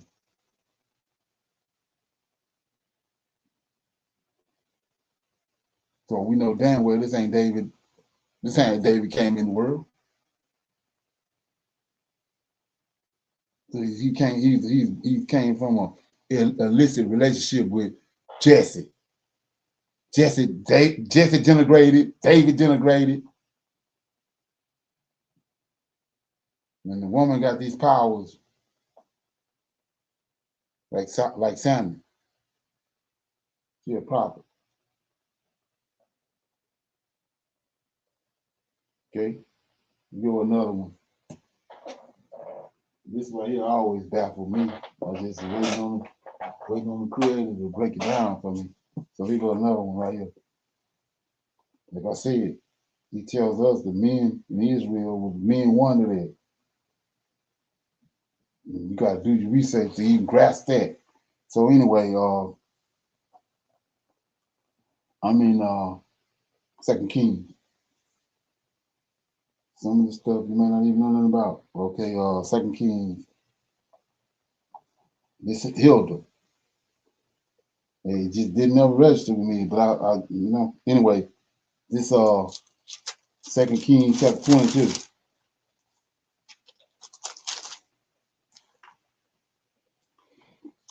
This is Hilda, Huldan. I might be, let me see, make sure I'm spelling it right. Chapter 22.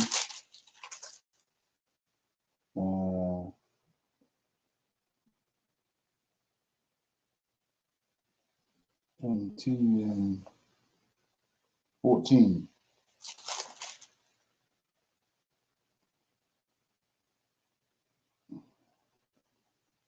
So it says, starting at verse 15, and she said unto them, okay, I have to go back up to 14. So Hilkiah, the priest, and Achan, these men, Achabar, Stephan, Ashaniah, went unto Hilda, Hulda, it's a woman, the prophetess, the wife of Shunem, the son of Tevat, the son of Hera, the keeper of the wardrobe. Now she dwelt in Jerusalem in the college, and they communed with her. Now here you go, 15.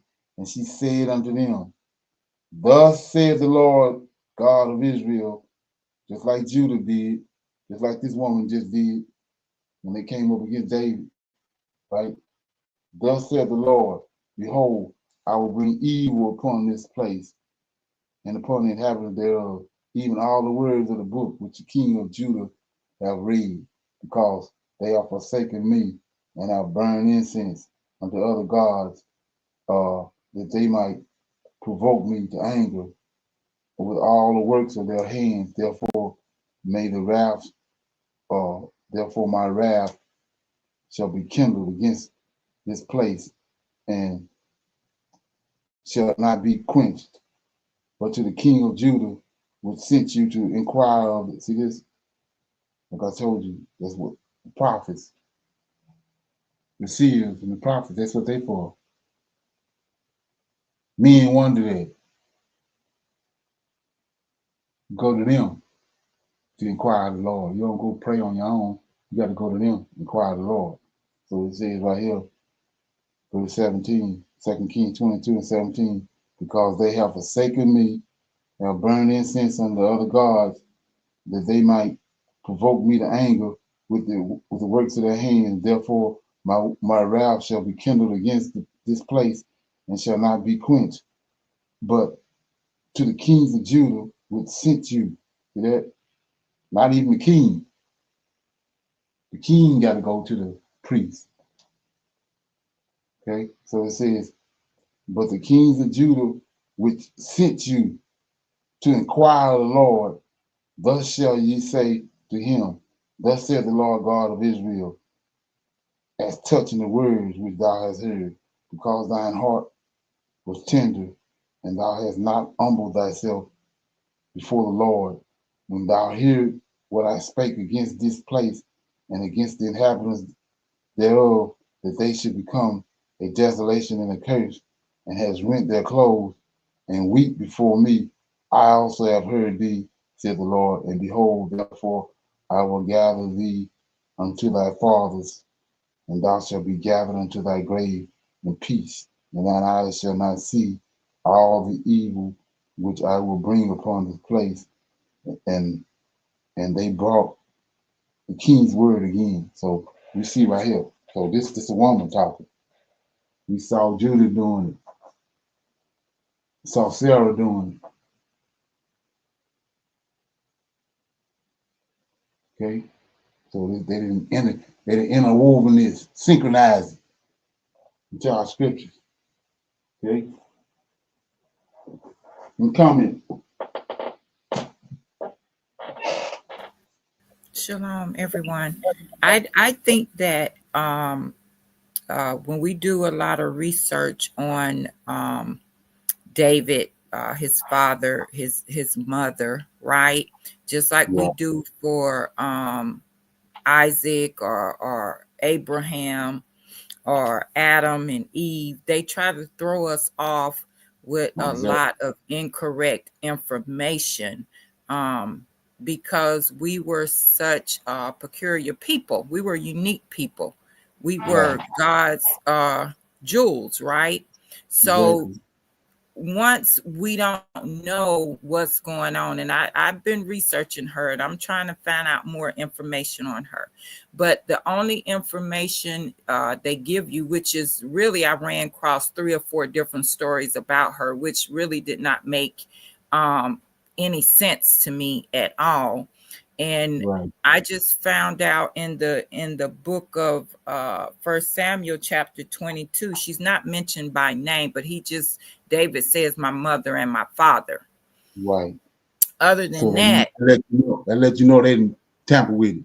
Right, exactly. Yes, sir. So when I saw that, I was like, okay, so they're really trying to keep us confused on this. Also, to go back and to speak on David, that they're really trying to denigrate David. Right. And Jesse. At the end of the day. Right.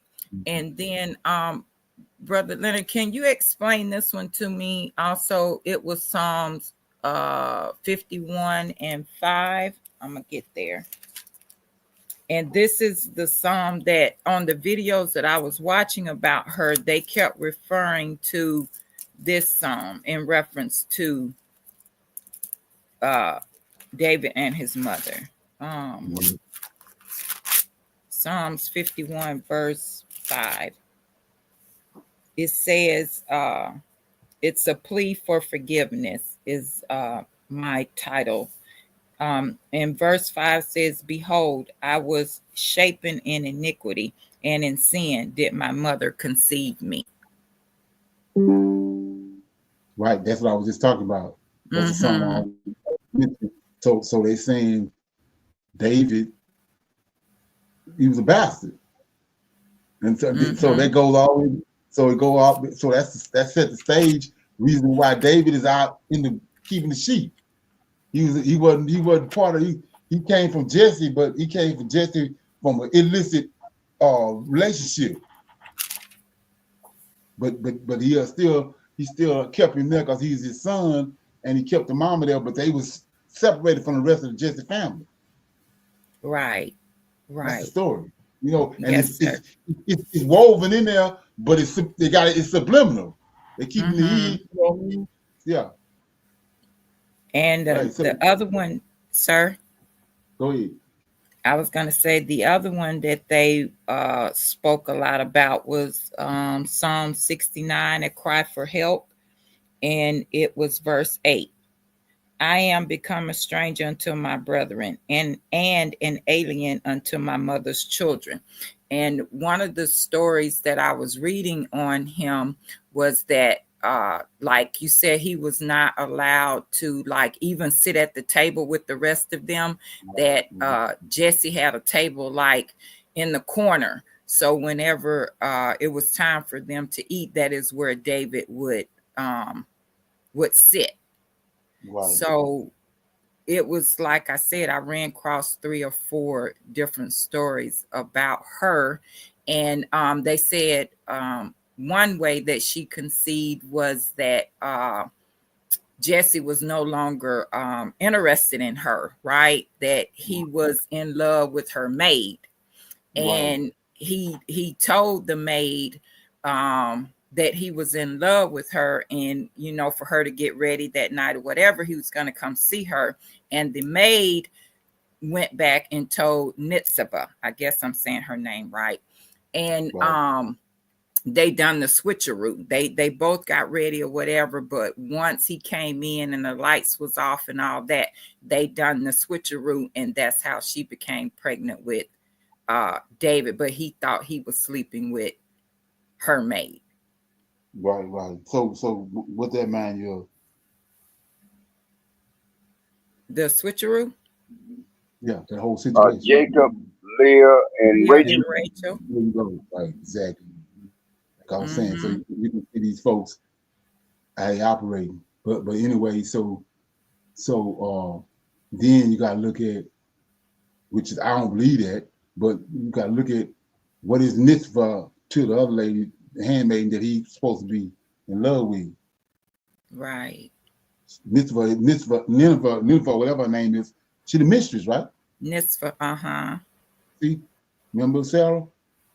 What right. Sarah, Abraham told Sarah, that's yours. You do with it what you want. If you want to send her away, on the child, that's you the mistress. She a handmaid. Right. You know what I'm saying? Right. So yeah. But like I said before, that's how they twisted the story. We know that how, and then even go back to before that. Remember what he said with Noah? Why did he choose Noah? Noah was perfect in his generation. What do you mean? Mama and daddy. He came into the world, he wasn't born no iniquity and shaped in no iniquity and all that. His mama wasn't, you know what I'm saying? So now you get down to David, he the Messiah. But all this was going on. Okay, but not even deal with that part of it.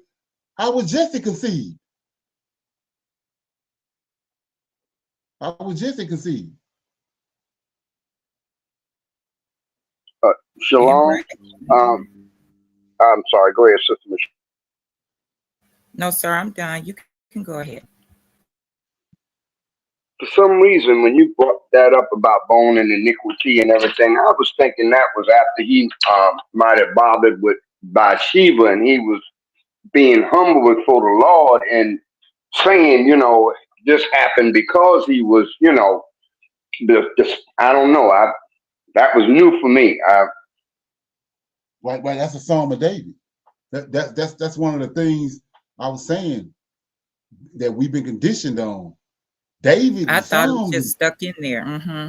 yeah, the Psalms of David is talking about it's talking about his relationship with the Lord. But when they concocted JC at the Council of Nicaea, now they telling you David, all the things David's saying is pertaining to Jesus. But that's not the case. Everything that David, he a psalmist. Everything, all these songs is about his relationship with the Lord. It's not about no prophecy about somebody coming in the future. Everything is about David's relationship with the Lord. So anyway, Naomi and Ruth, ain't that how Jesse was born? Right. Yes, sir.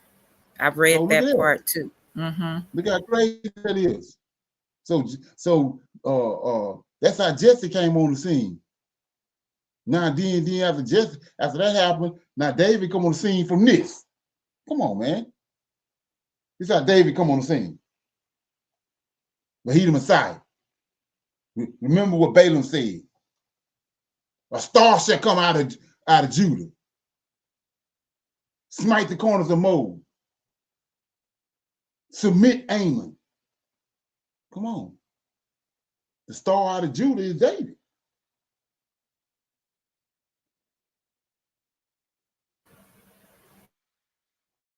Shalom, Okay. sir. There was only one video that I watched that I felt as though told the most truth about Nitzavah and Jesse, saying that they met in Bethlehem. I think it was at a market or something like that, right?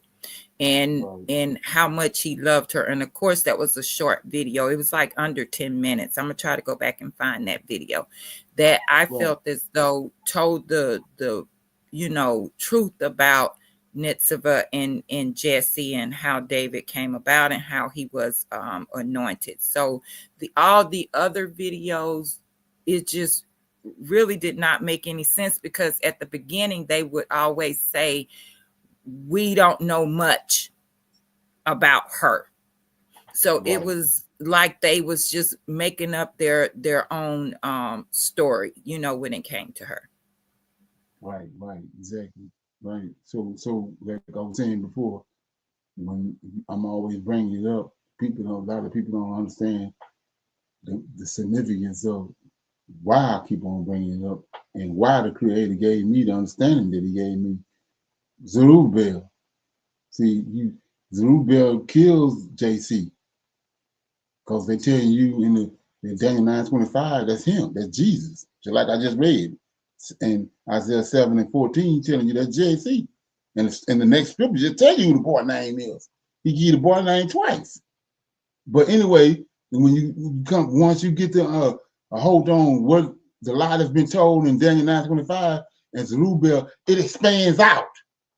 It's huge. It's a monster. But you can only talk about it so much because of you're dealing with Christians. But if you allow it to do its thing, it expands out. This the same way. Check this out. The Bible. This is got questions. This pertains to David's mother, right? And it's crazy. I had already peeped this out a long time ago. Like I said, it's just some things I don't talk about. But it says the Bible does not mention King David's mother by name, right? We know now because, like I said, this child what they concocted with Mary. See what I'm saying? Mary and that whole thing. So anyway, it says the Bible does not mention King David's mother by name. A Jewish legend, like I said. So if you want to, when they say Jewish legend, go to the Talmud, go to the Jewish encyclopedia. That's where you're gonna find all this at.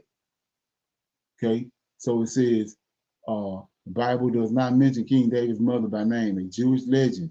This told you the Moses didn't just get the law written down. Some of it was verbal. A Jewish legend has named her Nisvit, but there is no biblical confirmation of that name. David's father, Jesse, lived in Bethlehem and was from the tribe of Judah. David was the youngest of 8 brothers. Check it out. 1 Samuel 17, 12, 14. David also, look at this. This is where the trick come in at. Like I said, it started expanding out. So David also had at least 2 sisters. That we don't know them, but check it out. David also had 2 sisters. Their sisters was Zerah and Abigail. 1 Chronicles 2 and 16. Now watch this. But we do not have much information on David's mother other than she was a godly woman. Can see. In one of David's psalms, he prays, "Save me, because I serve you, just as my mother did." Psalms 86 and 16. Some scholars believe David's sister, check it out. Some scholars believe David's sisters, Abigail and Zerah, may have been his half sisters. Check it out.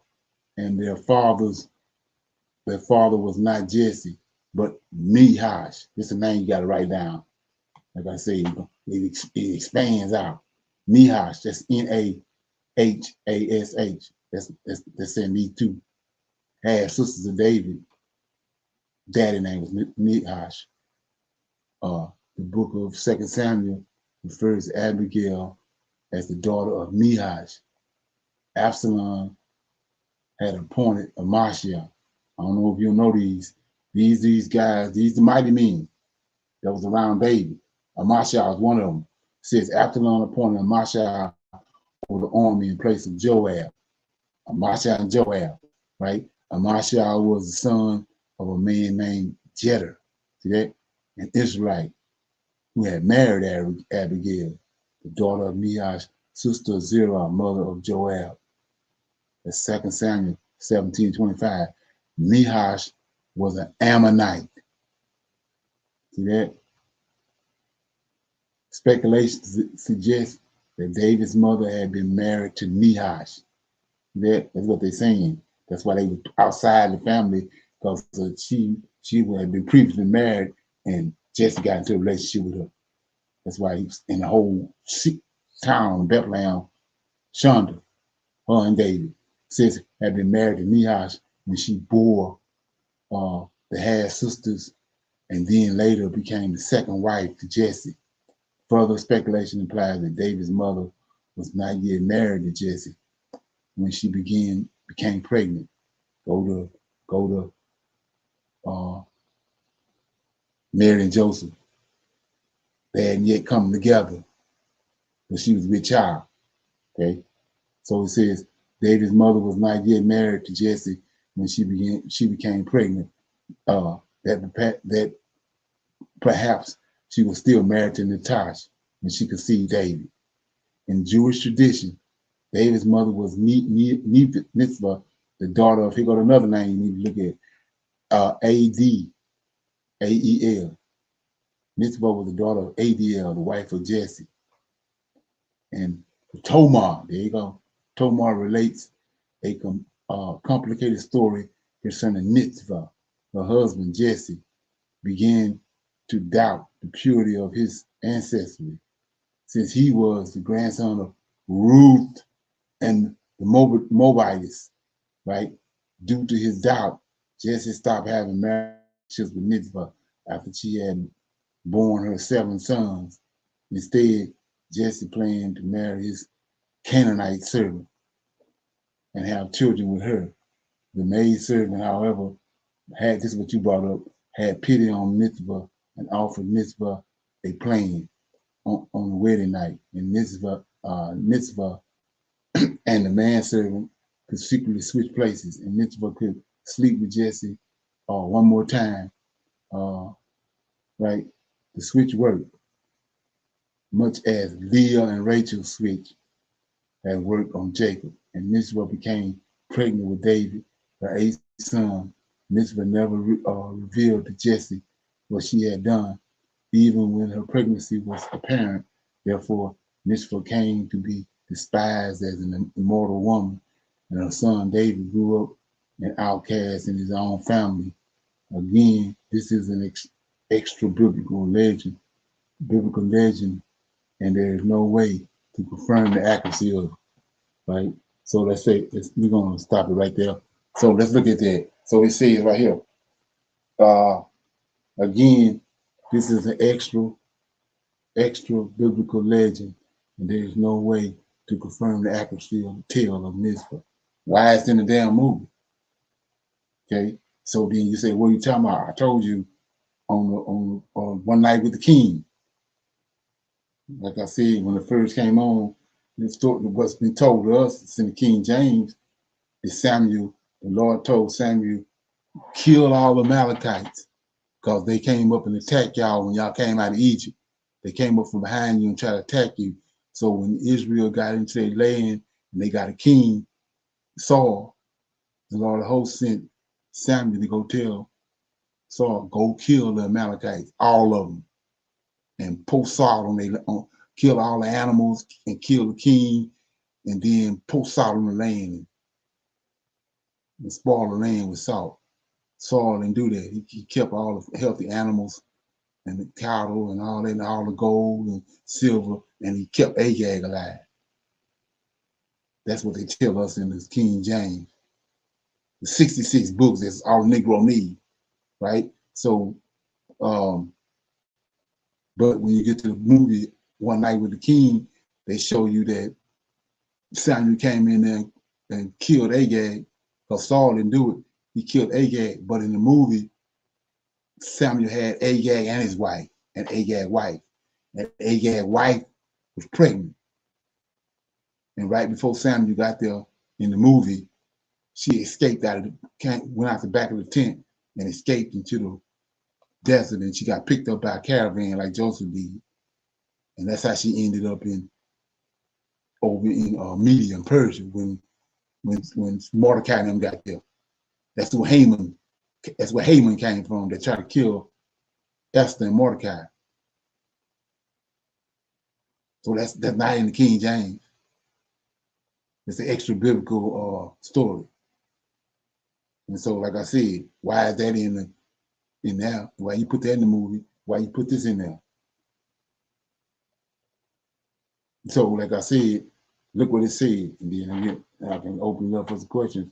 It says, Mr. became, okay, she made that deal with a handmaid, Canaanite woman, right? Servant to have children with her, and the maid servant, however, had pity on Mizpah and offered Mizpah a plain. On the wedding night, Mizpah and the maid servant could secretly switch places, and Mizpah could sleep with Jesse one more time, and the switch worked. But Leah, much as Leah and Rachel's switch had worked on Jacob, Mizpah became pregnant with David, the 8th son. So here goes the problem right here. This is why they're saying they're outcasts. So remember Judah and Tamar. She played the harlot. Tamar gave her his signet and all that. Went into her thinking it's for pleasure, and he left. Then he went back with the sheep to pay her and get his ring and the scene back. She wasn't nowhere found. Then all of a sudden, when they finally caught up with her, she was with child. So Judah said, burn her with fire, because she pregnant, but she don't have no husband. So they're saying, how you get pregnant? So this is the same situation. Check it out. It says, Mizpah became pregnant. They did a switcheroo so she could sleep with him one more time, but she became pregnant with David, her 8th son. Mizpah never revealed to Jesse what she had done. She didn't tell him that they did the switcheroo thing. So, but she pregnant. So Mizpah became pregnant with David, 8th son, and Mizpah never revealed to Jesse what she had done, even when her pregnancy was apparent. See that? Go to Joseph and Mary. Therefore, Mizpah came to be despised, see, because she never revealed how she got pregnant. That's why David, Right. supposedly her and David being put outside. So it says Nisbah came to be despised as an immoral woman because they don't know how she got pregnant, right? And her son David grew up an outcast in his own family. That's what explains it. Again, this is an extra biblical legend, and there is no way to confirm the accuracy and tell of Nisbah. So they do the same. This I'm reading this for a reason. They do the same shit with the book of Enoch.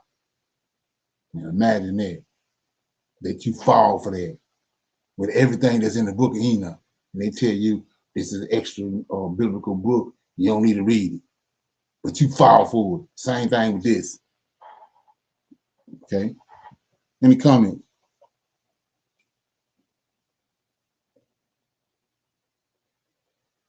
Anybody got any comments? Yeah, Brother Leonard, as y'all go or we go on, I'm telling you, it's like mind blowing. It's something else to consider and comprehend. Oh yeah, exactly. Oh yeah. And like I said before, just imagine watching these movies and you have no recollection of none of this information. Imagine that. Okay. Anybody else got anything before we go? Any comments, questions? I look at it as this movie coming out now in 2025, right? This series coming out about the House of David at this point, and them really giving us this fictional narrative, I shall say, concerning the House of Judah, period. You know what I'm saying? To denigrate the Messiah. It's a reason for that. Because, everybody's looking to JC to return. Right. As the Messiah, but it's all twisted, and like you said, it's so many different stories out there concerning the House of Judah, just like they do today with us, with denigrating us as who we are as a people, right? And a lot of people is watching this and truly believing it. You know what I'm saying? And yeah, exactly right. It's crazy, yeah. Just like Brother Sarge said, it's crazy. Right. And the thing about it is, like I said, I don't know about nobody else, but I want to be able to engage. You know what I mean? Be able to catch whatever it is that, then write it about it for myself. That's the thing about it. That's what I pray to the Most High Lord hosts about. Because, I mean, they done lied. Every turn is a lie at every turn. You know what I'm saying? Yeah. It's still lying to this day. Oh, yeah.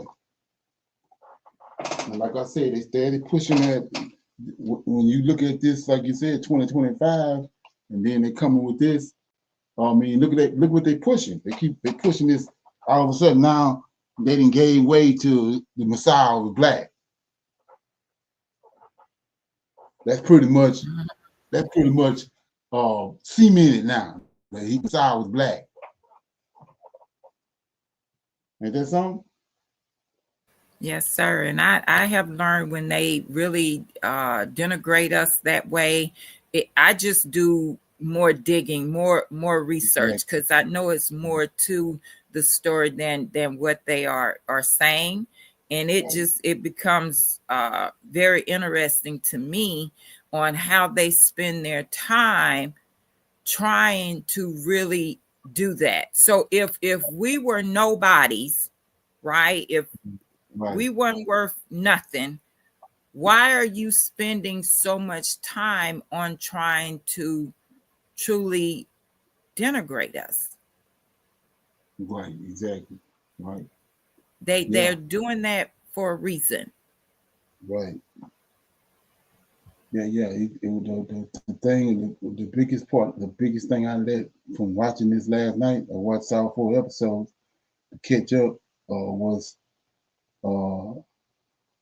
And like I was saying, hands on. It's you know, it's the best thing is you know, hands on. So I was watching that, and it just blew me out the water because of what I saw was we know the story. David had Samuel was sent to David's house, Jesse's house, and he told him, "Bring your sons out." He brought the 7 out. David in the field, he keeping the sheep, right? So David is a shepherd. He's always out in the field. He's always out in the open, dealing with the Creator. Like he said, the Lord helped him kill a bear. The Lord helped him kill a lion. He did all this. Lord, he had a personal relationship with the Lord. Them other 7 boys was they was part of Jesse's house. They was dealing with everyday things like us today. They did on a daily basis. We didn't got caught up with the things that had nothing to do with us as Israelites. So the Most High got prophecies, and he got a time. It says the Most High, the day of his visitation. So he said, "What are you talking about?" Well, he gonna visit you. It's a day that's gonna come. He gonna visit you, whether he send your cousin or some man he been dealing with. He gonna visit you. So this is my point from what you were just saying. We ain't in the place to receive him when he do show up. We don't receive him. So you say, "What are you talking about?" So watching the movie, and then them 7 boys, they was caught up in the fast. Like I said, they was part of Saul's army, and they different ones had different things to do. So time came, the Most High visitation showed the day came for him to visit Jesse in his house, which was Samuel. Samuel showed up. Nobody expected him. What's Samuel doing here? So Samuel told him, "Go get a lamb and come to the sacrifice. We're gonna sacrifice." So all 7 of the boys standing there, Jesse standing there. They all of them, each one of them got their mind on some more shit. They not focused on what's at hand. None of them. They talking about this. One boy worried about what's gonna happen with Saul, gonna get mad, and the other one all this. Nobody focuses on the Lord, right? So when Samuel walked up to him, put his hand on his chest to see if he was the one, he don't get nothing. And then the boy ain't focused. He put it on. It went on down the line, and then neither one of them was the son, was the one he was looking for. So Samuel says, "You got another son?" Jesse said, "Yeah, he out in the wood. He out there keeping sheep." Then he said, "Go get him." Well, they wanted to go and sit down and drink some wine and wait on David to come. He said, "No, everybody stay where you at. Keep standing where you at, and we're gonna stand here and wait till David come." Here David come running. But he been out there as a shepherd all that time. He fixed on the Lord. He fixed on him. So as soon as he came up, Samuel put his hands on his chest. Woof! That was it. And I was looking at that, and I was like, this what happens on a daily basis to us as Israelites.